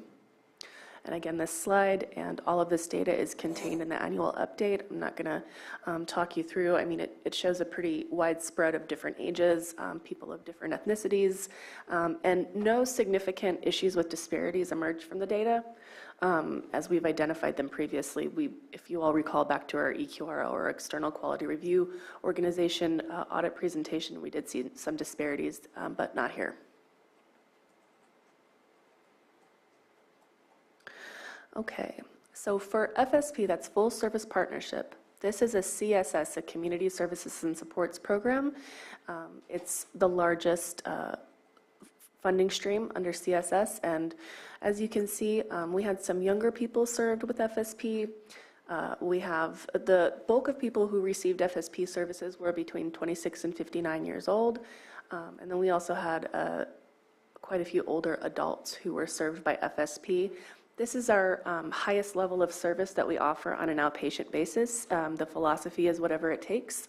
So we provide wraparound treatment and support to individuals, also addressing co-occurring issues, people who have a dual diagnosis of mental health and substance use disorders, making sure that, again, we do whatever it takes. This also it can include, if it's part of a person's planned housing, we can help link them to housing. We have a housing navigator on staff who works really hard. And ultimately supporting that person in recovery and partnering with them in that journey. And I want to add to that the full service partnership. The word partnership is key to this because we engage with these folks if they're eligible for our programs, but it is a true partnership. If they don't follow along with what we're telling them to do, and not telling them, but it's just part of the requirement of the program. And so sometimes folks may be ineligible for it. We enroll and engage them, but if they don't fully engage, we have to disenroll them. That's probably not the right word, from the program. And but it is. I just want to emphasize the word partnership, because when I came to this department, I didn't quite understand. It's like, well, we have to help everyone, but it's kind of a 50-50 relationship with these folks that they have to participate as well as we do to facilitate the services and programs that they receive. So just kind of wanted to drive that home, that it's a great program, but the folks that engage and are eligible for it need to comply in order to receive those services. Yes, participation is voluntary. Yes, thank you for that too, Elise. Discharged. Okay. All right, this is to me probably one of the most exciting slides in the presentation, and so I'd like to give it some space. So these are some really great outcomes to report. This is telling the story about people who received FSP services, and it's not broken out by age, it's just as a whole. And so what you can see is changes before and after they got into the FSP program. So a 13% increase of people living alone, really that should say living independently. That's huge. So I'm not quite sure where all people came from before this. Some may have been Even we have people on FSP who are coming off of conservatorship, and so they're stepping down into a lower level of care in the community, and here they go living independently, which is a great thing. We also have a 9% decrease in utilization of emergency shelters. We have had the Elijah House emergency shelter operating, and so some of our FSP referrals came from there, and we saw a 9% decrease in people utilizing those services. A 7% decrease in people being admitted to psychiatric inpatient facilities. That's a great metric. A 3% decrease in incarceration, and a 92% decrease in arrests. So I think that's probably one of the biggest improvements. It's marked. And then we also saw, and this is an interesting outcome here. We saw a 300% increase in residential treatment. And so that's including substance use disorder treatment and other types of rehabilitative settings. And while it's looking like, wow, a lot of people are needing to go into treatment when they're getting to FSP, really they're getting the help that they need. And they're voluntarily participating to get that level of care that's the best for them to support them in their recovery. And so it's, I think, a fantastic story to tell. And we also see an 83% decrease in mental health and substance use disorder emergencies, where people are calling the crisis line or they're having other types of emergencies within the community. And I want to take pause if there are any questions about this data. Not at this moment. Okay, thank you. Right. So touching in on some of our other CSS community services and supports programs, we have the Crisis Access Continuum. And so this program supports the funding of staff who, after people might call the crisis line and they're in crisis, and however that goes, they have supports after that, right? That aftercare is critical so that we don't see them re-hospitalized or going back into crisis. And so these folks will make phone calls, they'll go out to the person's residence and check in with them, make sure that they're linked to services and supports. And if they're not already in our services, certainly people in our services can go and do go into crisis, right? They'll help make sure that maybe they need a higher level of care, or they're supporting them until they get connected with a mental health professional and starting that treatment process. So really critical. And that there is the demographics of ages of people who were served by this program, and over the last reporting period, 128 folks who got that level of support. We also have our trauma-informed and co-occurring disorders program. The bulk of people were aged 26 to 59, and then we had some older adults participating in that. And this team really focuses on serving individuals who have dual diagnoses, mental health and substance use disorders, which is actually really common. And so in rural and remote areas, we also see that this is an underserved population, and so that's also why we have a specific focus. And we do a lot of evidence-based practices around supporting this population that have been shown to be effective in supporting recovery and reducing relapse and recidivism. So that is happening. Can I ask a question on this one? In the previous one, I really appreciated kind of the specific outcomes of the list of criteria that you were looking at. And as I keep going down into the report, that level of detail slightly goes away. And so like I'm reading right here that it is recognized, clients are screened, evaluated in terms of severity and level of impairment, and then placed into appropriate services. To me, what I'm looking for outcomes is, are all of them placed into appropriate services, or did some not have the appropriate services available? Did some deny it? Those are the outcomes that I would like to see, to really see how this trauma-informed and co-occurring disorders program is functioning, because having the demographic of the number of people we served is one thing, but seeing if they went through the program appropriately, where that program was able to help them, is, I know that I've been talking constantly about that, and I know it's probably not an easy task to ask, because it's what I'm being told, the data is difficult to grab, but that is the program outcomes from the previous one was awesome to show us a reduction in arrest, a reduction in use of facilities. Wondering if that's something possible in the next iteration, that we can get that same level of detail for the next one. I'm guessing that the way that you get reimbursements is similar to hospital reimbursement from insurances and other things like that, where you code things, and that you might be able to say, see that a referral occurred. Therefore, this many people out of the 5 people that we're talking about for this group were referred. So, okay, so that worked out perfectly, 100%. But without that percentage, it's hard for me to know what the outcomes were, other than you served a specific number of people.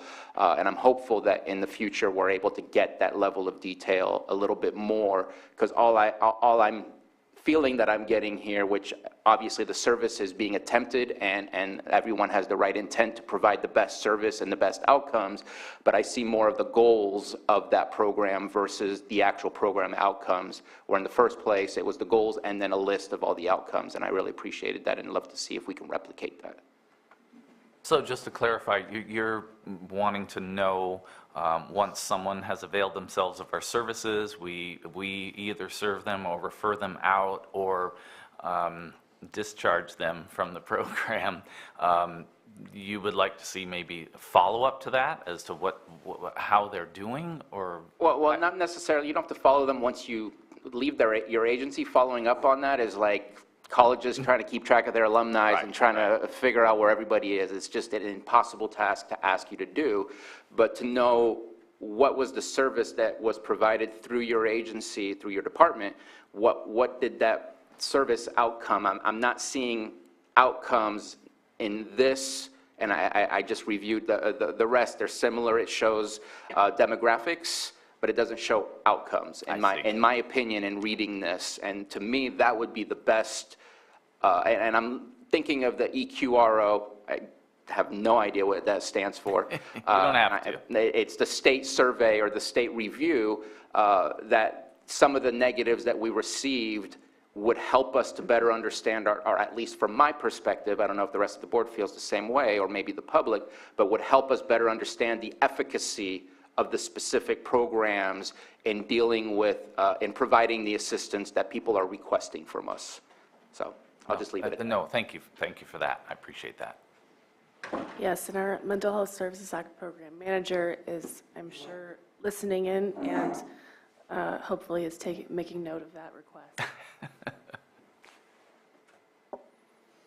And just as you stated, Supervisor Sabatier, here we have more demographic information and breaking out the goals of the program. So we have the Early Intervention Services Program, and I can speak a little bit more to this particular program just because I have a bit more familiarity with it. But this Early Intervention Services Program is also funded through an Early Psychosis Intervention Grant, also awarded from the Mental Health Services Oversight and Accountability Commission. May be familiar with it. We have come before the board with it before. And we're just still getting that program up and running. There are very robust fidelity measures associated with that we're also obviously beholden to as part of our grant reporting. And so we're actually working on that in partnership with UC Davis and UCSF. And so hopefully next time around, we're going to have some really great metrics around this particular program. And of course, it's an extremely vulnerable population, right? The Forensic Mental Health Partnership, so this is serving a variety of clients involved in the justice system in some way, shape, or form. It's funding in part our mental health diversion program, which has been quite successful. We see the bulk of them again. These are adults between the ages of 26 and 59, and our team works very diligently alongside with the client to resolve their issues with the justice system. We also have our older adult access system of care. This program was really negatively impacted, I'm sorry to say, due to COVID. Older adults really struggled, this is not news, right, with COVID and are not as adept or willing to engage in online modalities, and there were a lot of restrictions on being able to go out. They often have medical issues where, they're still, I mean, COVID is still happening, right? So we're looking at new and different ways that we can engage this population. And hopefully we'll have some solutions and some great things to report next time around. And we have on the mental health side we have an adult team, but it has now been split into adult and older adult, because you've heard me say, well, my background is working with older adults for many, many years, and it is a demographic that, not that we have ignored, but it's one, as Elise pointed out, especially during the pandemic, they were mostly unable to access services because of technology, and so we are really working hard to facilitate better outreach to that population that are struggling with not just mental illness, but substance use disorder as well. So it's being noted. Our mental health advisory board is really on top of that. They're following the work very closely, and I appreciate the mental health advisory board in sort of pushing that. And so we are certainly focusing on that demographic, because they are in need of our services. Okay, peer support centers. If you haven't, just take a tour around the lake and visit our lovely peer support centers. There is one in each district, and 7,128 folks were served by one of our peer support centers across the lake. And there are no strings attached to these peer support centers. It's free to anyone in the public to come.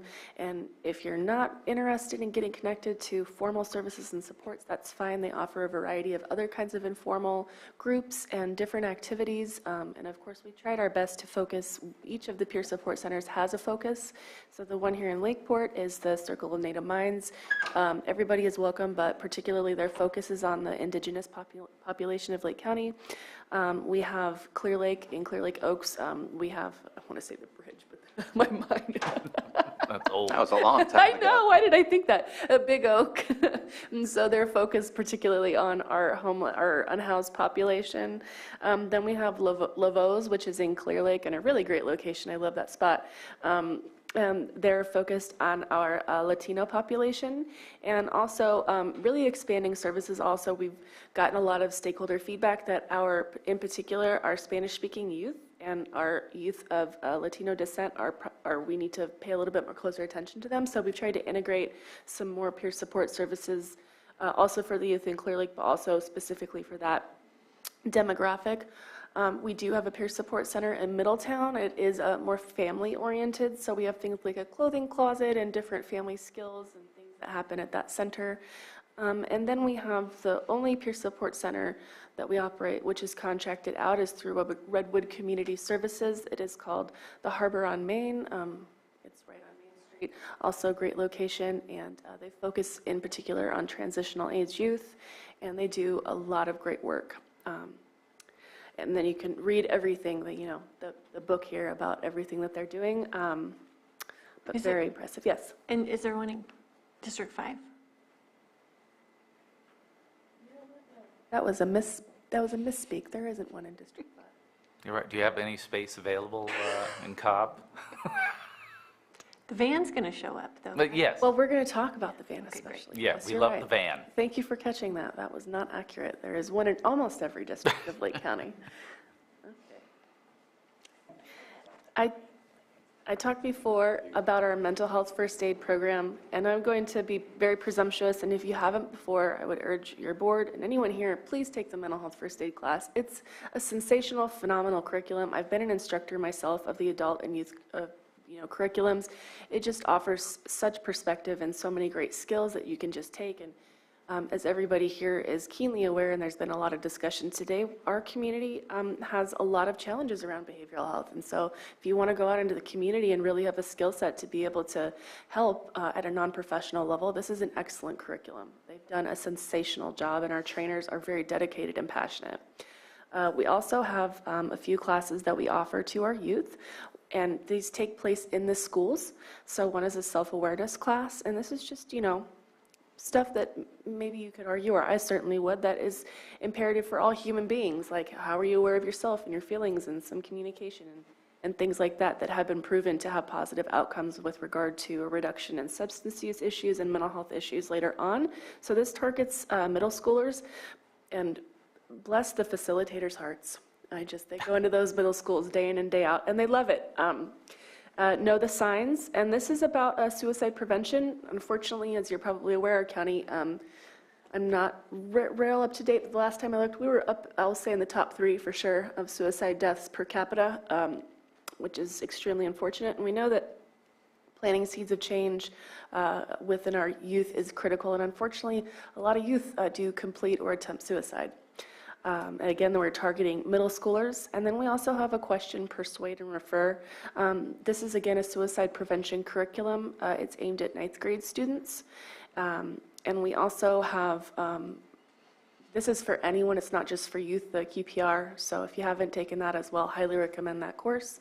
Unfortunately, you just never know when you might need those skills. So where can people find the schedule for these courses? So the school courses, of course, are coordinated with the schools, right? But the QPRs, we send out bulletins pretty frequently. You can always check our Lake County Behavioral Health Services webpage, and we post a training schedule. And I'm going to hold, I see my friend there, Mr. Abbott, our MHSA program manager, he's nodding in agreement that yes, that's how these are advertised. So, okay, would it be possible to share those on the county Facebook page so there's a little bit more exposure? I see CAO Parker's nodding her head. Good. Yes, of course. We'll do that. Happy to do. That's a great suggestion. Thank you, Chair Pyska, or Vice Chair Pyska. Okay, so where am I doing on time?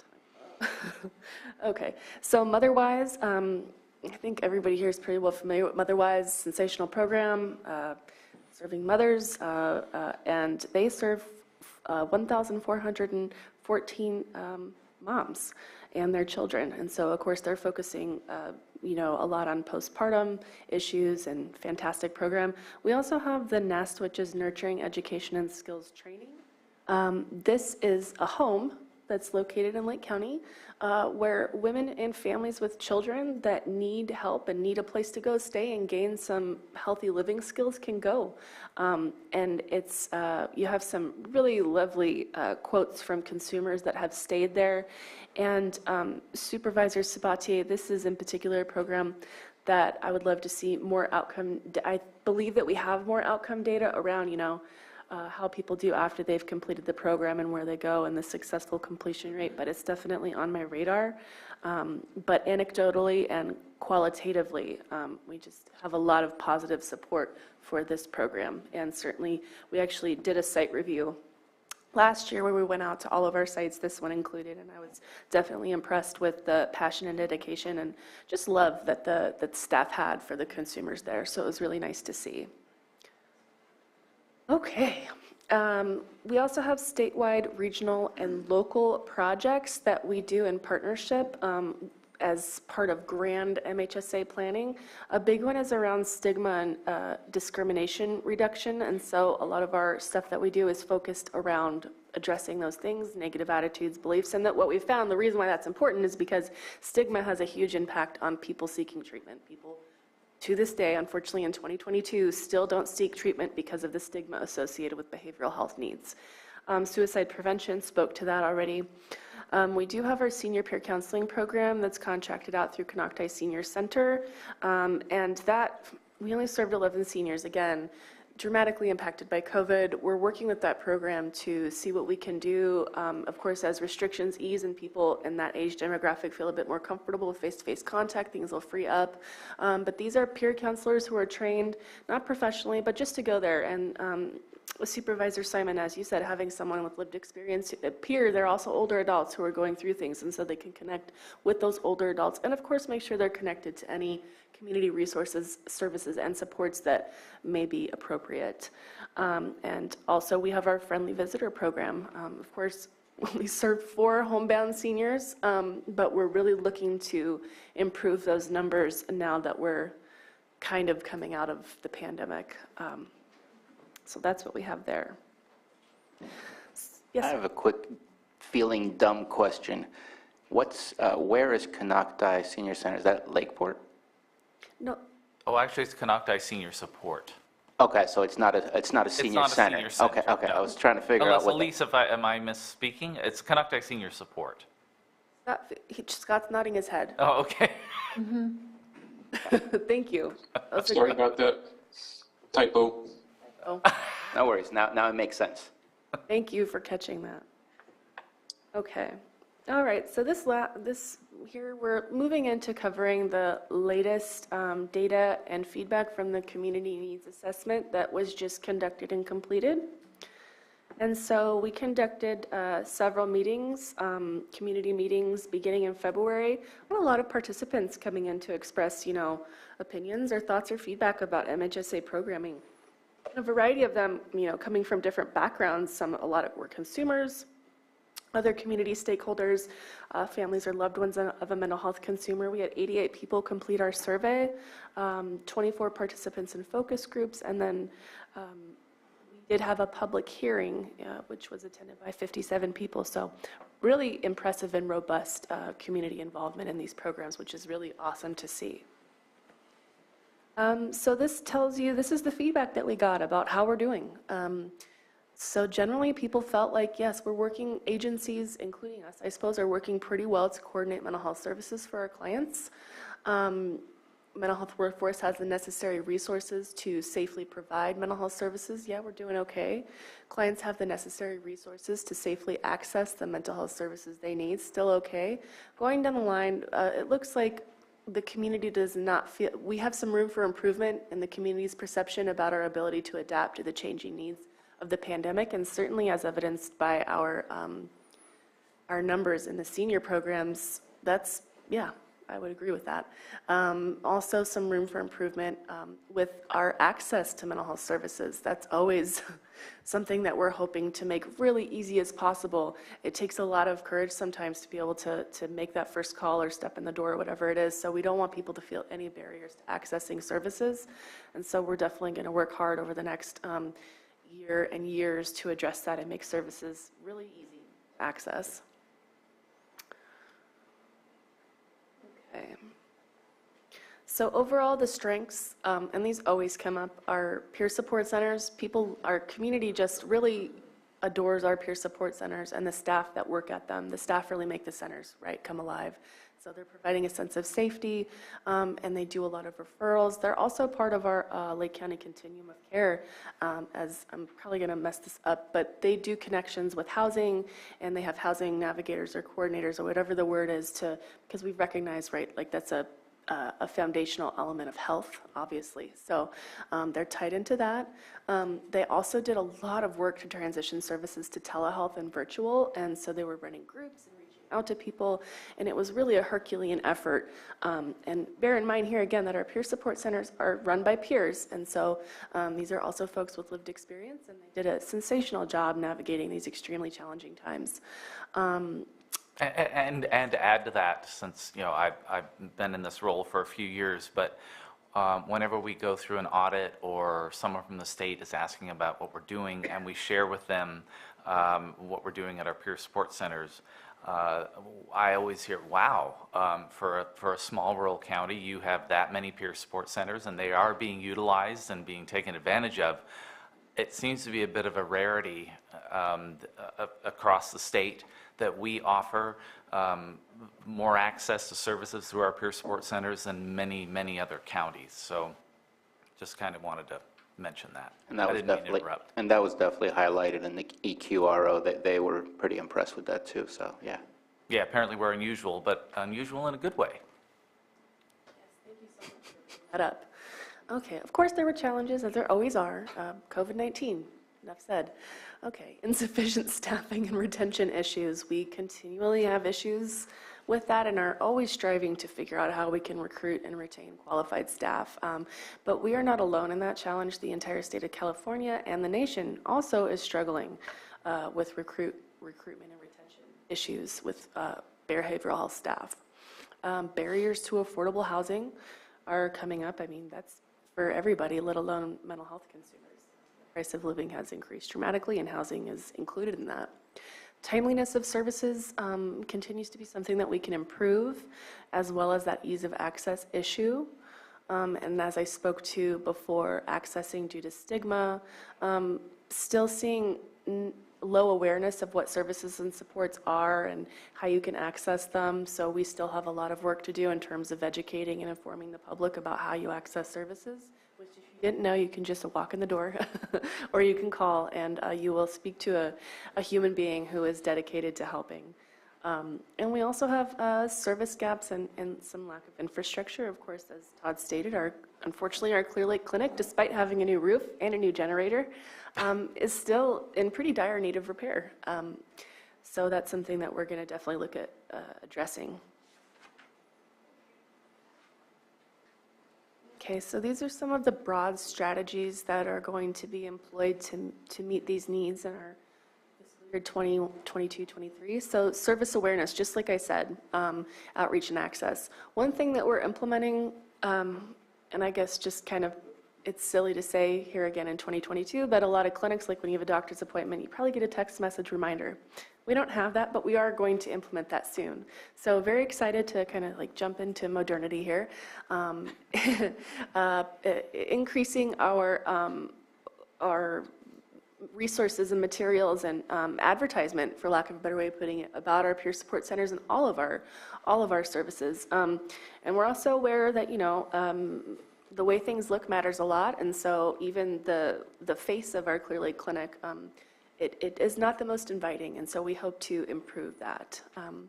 Also, service coordination, even though we've come a long way as a small community, we have some very dedicated community partners and organizations, we still have a need to increase our provider networks, our collaboration, and build partnerships so that we can make sure we reach out to and serve people in need in Lake County. We need to be innovative as well. So there was a recommendation for a mobile crisis response team without police, a student crisis team in schools, a wellness center for youth in Clear Lake, and paying stipends to agencies and persons of color with the idea that to build equity and to have who's working for you match the community. Ideally, your staff should look like your community. So we have some room to go on there.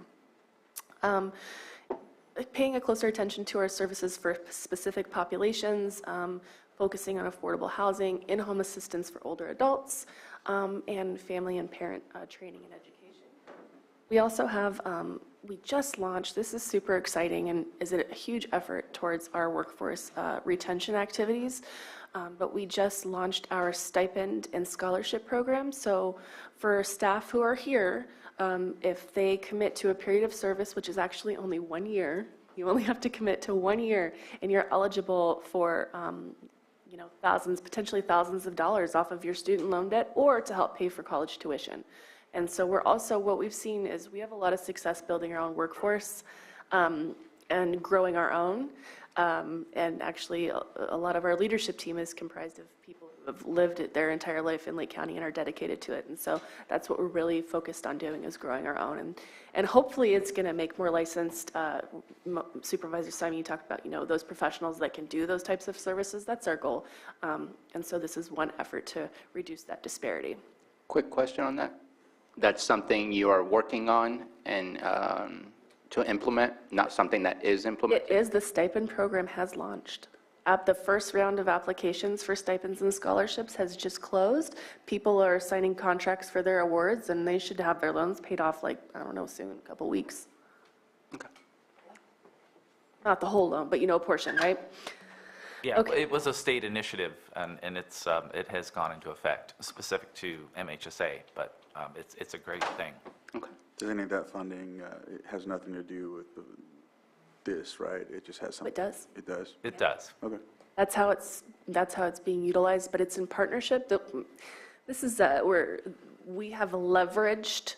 The 235,000? Okay. Yeah. Well, you're good. Yeah, exactly. That's kind of like tricky to follow, but you're all over it. So yes, that's how it happened.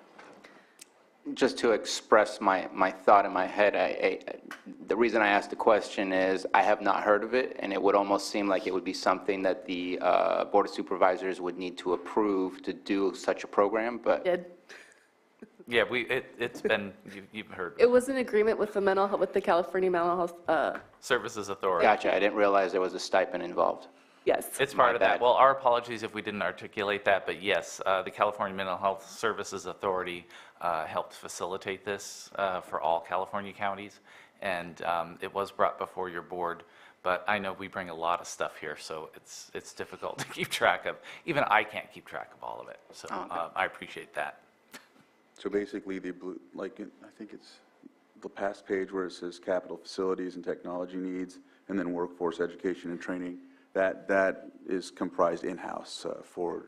Okay. Yeah, that's where it's, And then the orange, I'm looking at this one. yes. Yeah, those are the ones that are served to the people that need it. Like community services and supports, prevention and early intervention and innovation. Correct, yeah, the Yeah. workforce, the workforce education and training, internal. that's where that is. So it's not for the people that we serve, it's for our employees. It's to Correct, support our. yes. It's Yeah. for our staff, yes. Thank you. Okay, Sorry about that. that's all right. I didn't. Because they're the ones that are serving the people that we serve. All right, thanks. No, thanks for the question. Okay. All right, so here's what we're proposing in terms of our modifications and budget requests for this last year. The bolded italicized items indicate a change or an addition. So a change in addition to our community services and supports program is we've modified our outreach and engagement program, and I'll talk more about that, as well as modified our peer support centers. And then for prevention and early intervention, peer support recovery centers is duly funded by CSS and PEI. I guess within MHSA, we have braided funding, if you want to call it that, to support those peer support centers. And so we've modified those too. For the peer support centers, we'll get to that, but that modification is just we increased their budgets. Everything got way more expensive, and so they, there you have it. We have also launched, as Vice Chair Paiska is aware, of our street outreach, which is our van.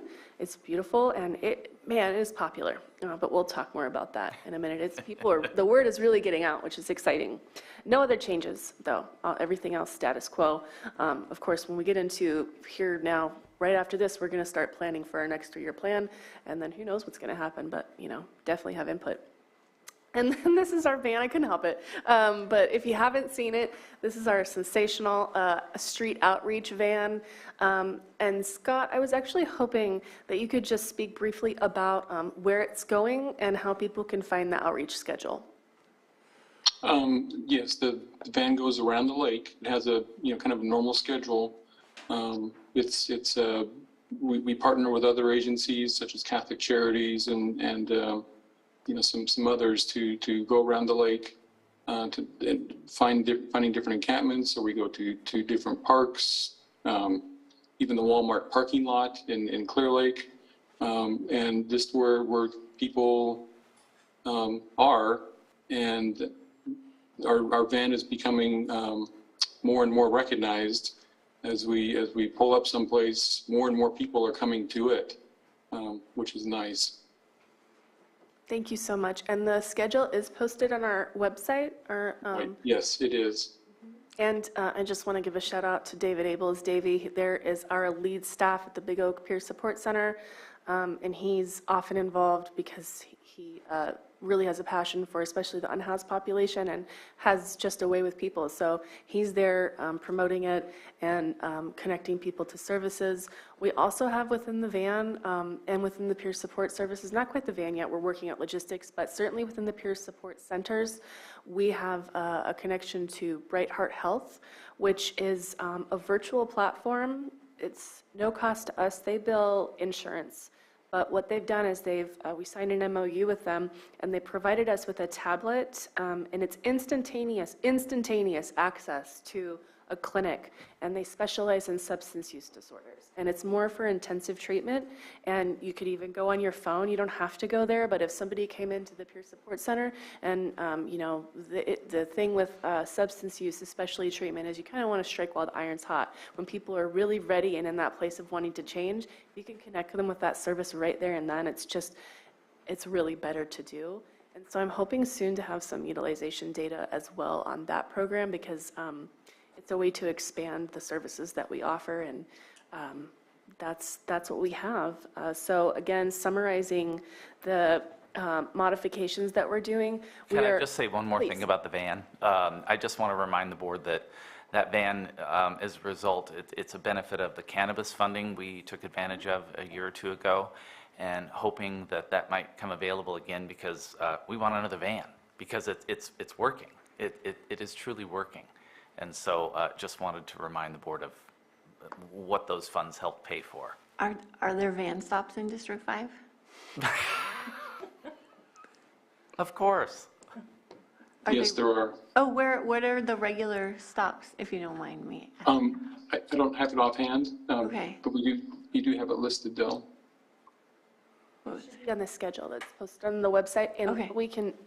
we'll make an effort. In fact, Scott, if you want to send that over to me, I'll make sure that you get that information. Yes. Okay, great. Thank And we also do requests, Yes. so to speak. You know, if there's a need, we can you know, we can go to a particular spot. You know, Like the bridge. one of the things was having Or something.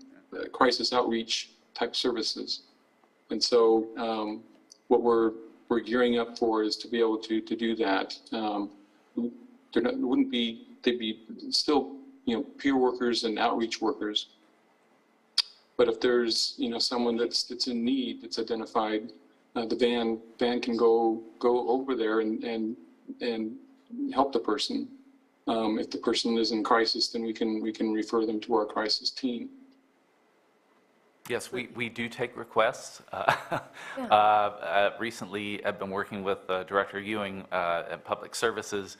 He had expressed concern about folks in some of the parks, and so I said, hey, we're driving right by there, so we can stop by and check it out. So just let us know.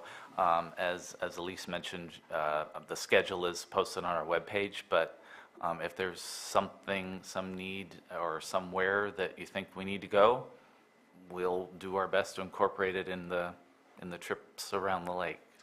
So if we're aware of new encampments, that would be a good place to. Absolutely, absolutely. Great, thank you. No, thank you. Okay.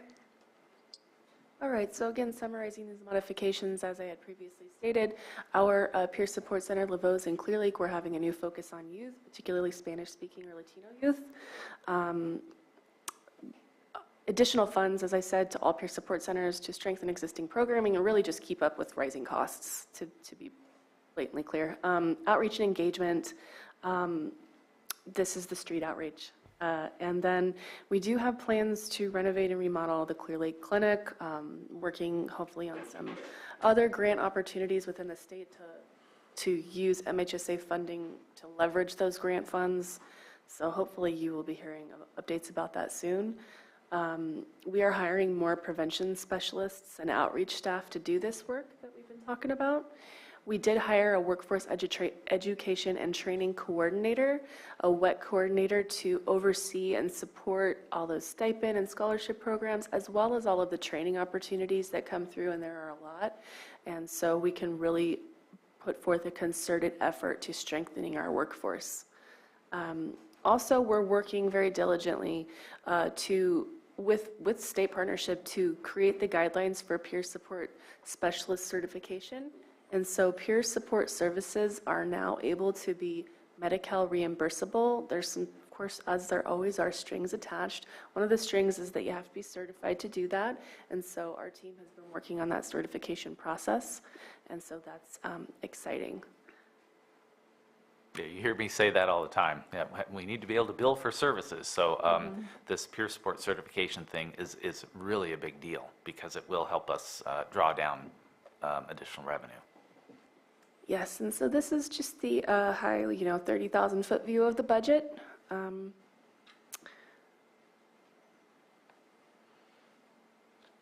we have a total budget of, about $6.4 million for everything all told. What's the estimated local prudent reserve? What is that? That's our rainy day fund. Just, by statute, we're required to have. It equals the average amount of, I forgot, there's a formula for it, of how it exists. and we are right at the maximum amount that we can have in our prudent reserve. Tapped out, tapped off, topped off. That's what I meant to say. Which is great. Any other questions or comments? Just one, is the senior peer counseling, are they tying in with like the senior centers or AAA? Yes. Okay, good. And then, is there a requirement with WET? Is there a commitment, a time commitment? So if an employee is receiving those benefits, are they making an agreement to stay like a couple years or? No, it's a 1-year service agreement, and that was hotly debated. Yeah, it has been, but, you know, you can't make anybody stay, but there is a 12-month commitment. All right, thanks. That's all my question. And further to your question or comment about, as I mentioned earlier about our adult team, and now there's an older adult team, we send folks to the Area Agency on Aging board meetings and other types of meetings that are involving older adults, and so we're really making a concerted effort to serve that population. One of our new outreach workers specializes in working with older adults and will often accompany Davey, as Elise mentioned earlier, they're going out into the community. And his name is Tom, and Tom is making those connections with the senior centers and with Canocti Senior Support, trying to, kind of be that pulling them all together, including our older adult team as well. So he's really trying to coordinate that effort, which is something I'm really excited about. So in the past, I think you were looking for more volunteers for Canocti Senior Support.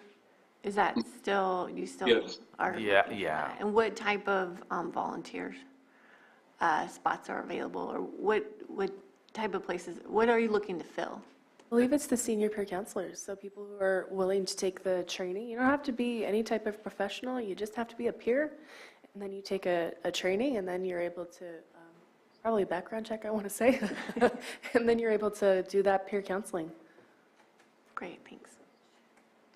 I think my last question, and I think I can check this out during budget timeframes, but is there a possible way to, in the budget description, maybe expand out like services, support, and outcomes, like the budget amount, explaining that, if that makes any sense? The budget is in the plan, and it's broken down much Crandall, are more you about looking at the what plan? each program. No, I'm just looking at this. Okay, right as Scott stated, we have detailed, that's just the Oh, it's in the- 30,000. okay. It's in the plan, yeah, which Okay. also, it's a gigantic file. It's the one at the end. Yeah. Huge. Okay, It's got it. huge, yeah. Got it. Okay, thanks. And I appreciate that comment, because that comment helps us understand on an individual basis what is that costing us for the services. And I think mixed with the outcomes, that gives us a better understanding of, it sounds rude because we're talking about people, but the biggest bang for our buck to make sure that we're providing a service that helps people. I just want to mention just real quick about the outcomes, kind of answering your question previously. With our full service partnership program, we actually do have a very sophisticated outcome data gathering system that the state has provided, recognizing that FSPs, the full service partnership program, is such a large and important program. So that's how we're able to, provide that particular data. It is really a big effort that we're trying to gather more outcome data. As Elise mentioned earlier, we have our PEI report that we have to do with outcome data. So we have a big push for doing that this year, working with RDA to be able to gather more outcome data for PEI. We're really hoping, we'll be getting a new electronic health record in February, and we're hoping that, some of the capacities and capabilities of that particular piece of software will also aid us in gathering outcome data. So we really do recognize the importance of outcome data. We want our programs tied to it, and we hope to present it more as we get better at it. Go ahead. And what I would say is come to us and let us know what you need to be able to gather that data. Is it software? Is it, what exactly needs to happen? Because I don't want to wait for the state. The state wants to, in my opinion, look for very vague numbers. How many people are you serving? I know I've had the same conversation with social services. Do we keep track of who actually utilizes our food stamps program and becomes independent so they don't have to depend on the state to provide them with food stamps? The state doesn't really care about that. They just care how many people are you providing this to.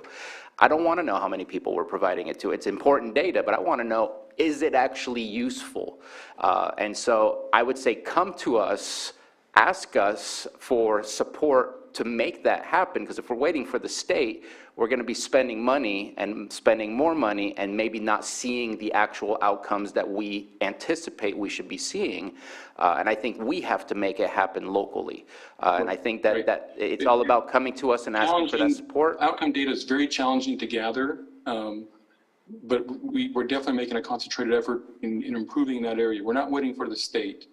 Recognizing, you know, the community, the board, even our own, you know, clinical staff, they want more data that they can use that will be helpful.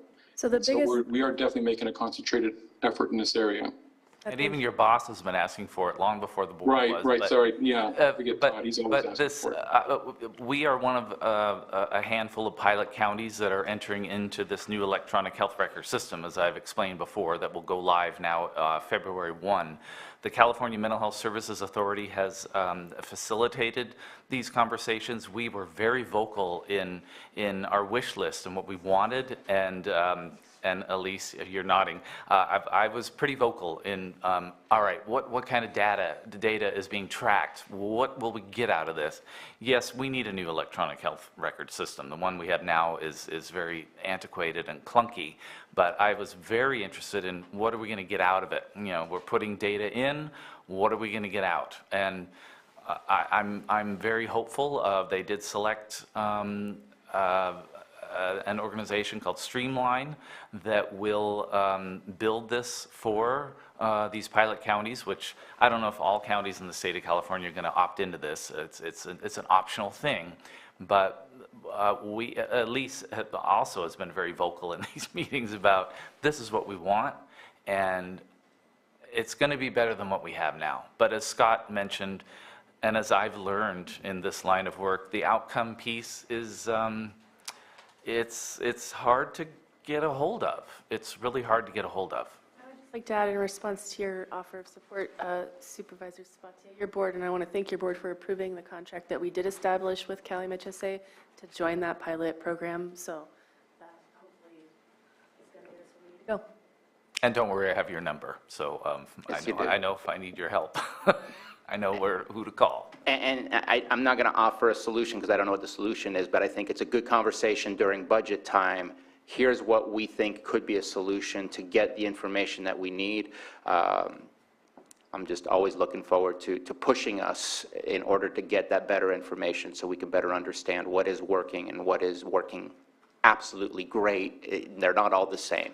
And so to recognize that and to see that would be really eye-opening, I think. I think, and I appreciate pointing me to the annual update. It says proposed budget 200,000, numbers served, cost per person. The remaining amount, like for example, early intervention services, says proposed budget 200,000, total cost 107,896. So is it safe to say that the remaining 90,000 is for support? Well, we overestimate our budget in a hopeful way.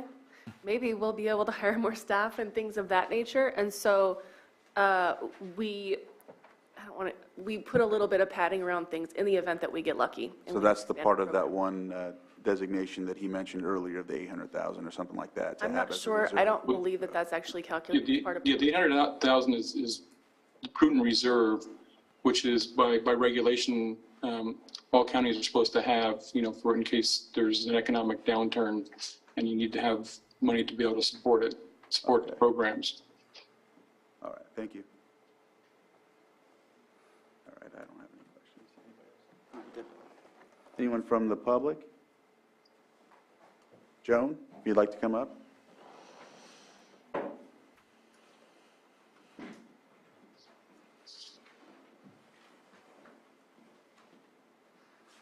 Joan Moss, did I hear you say that there was a 90% decrease in arrests?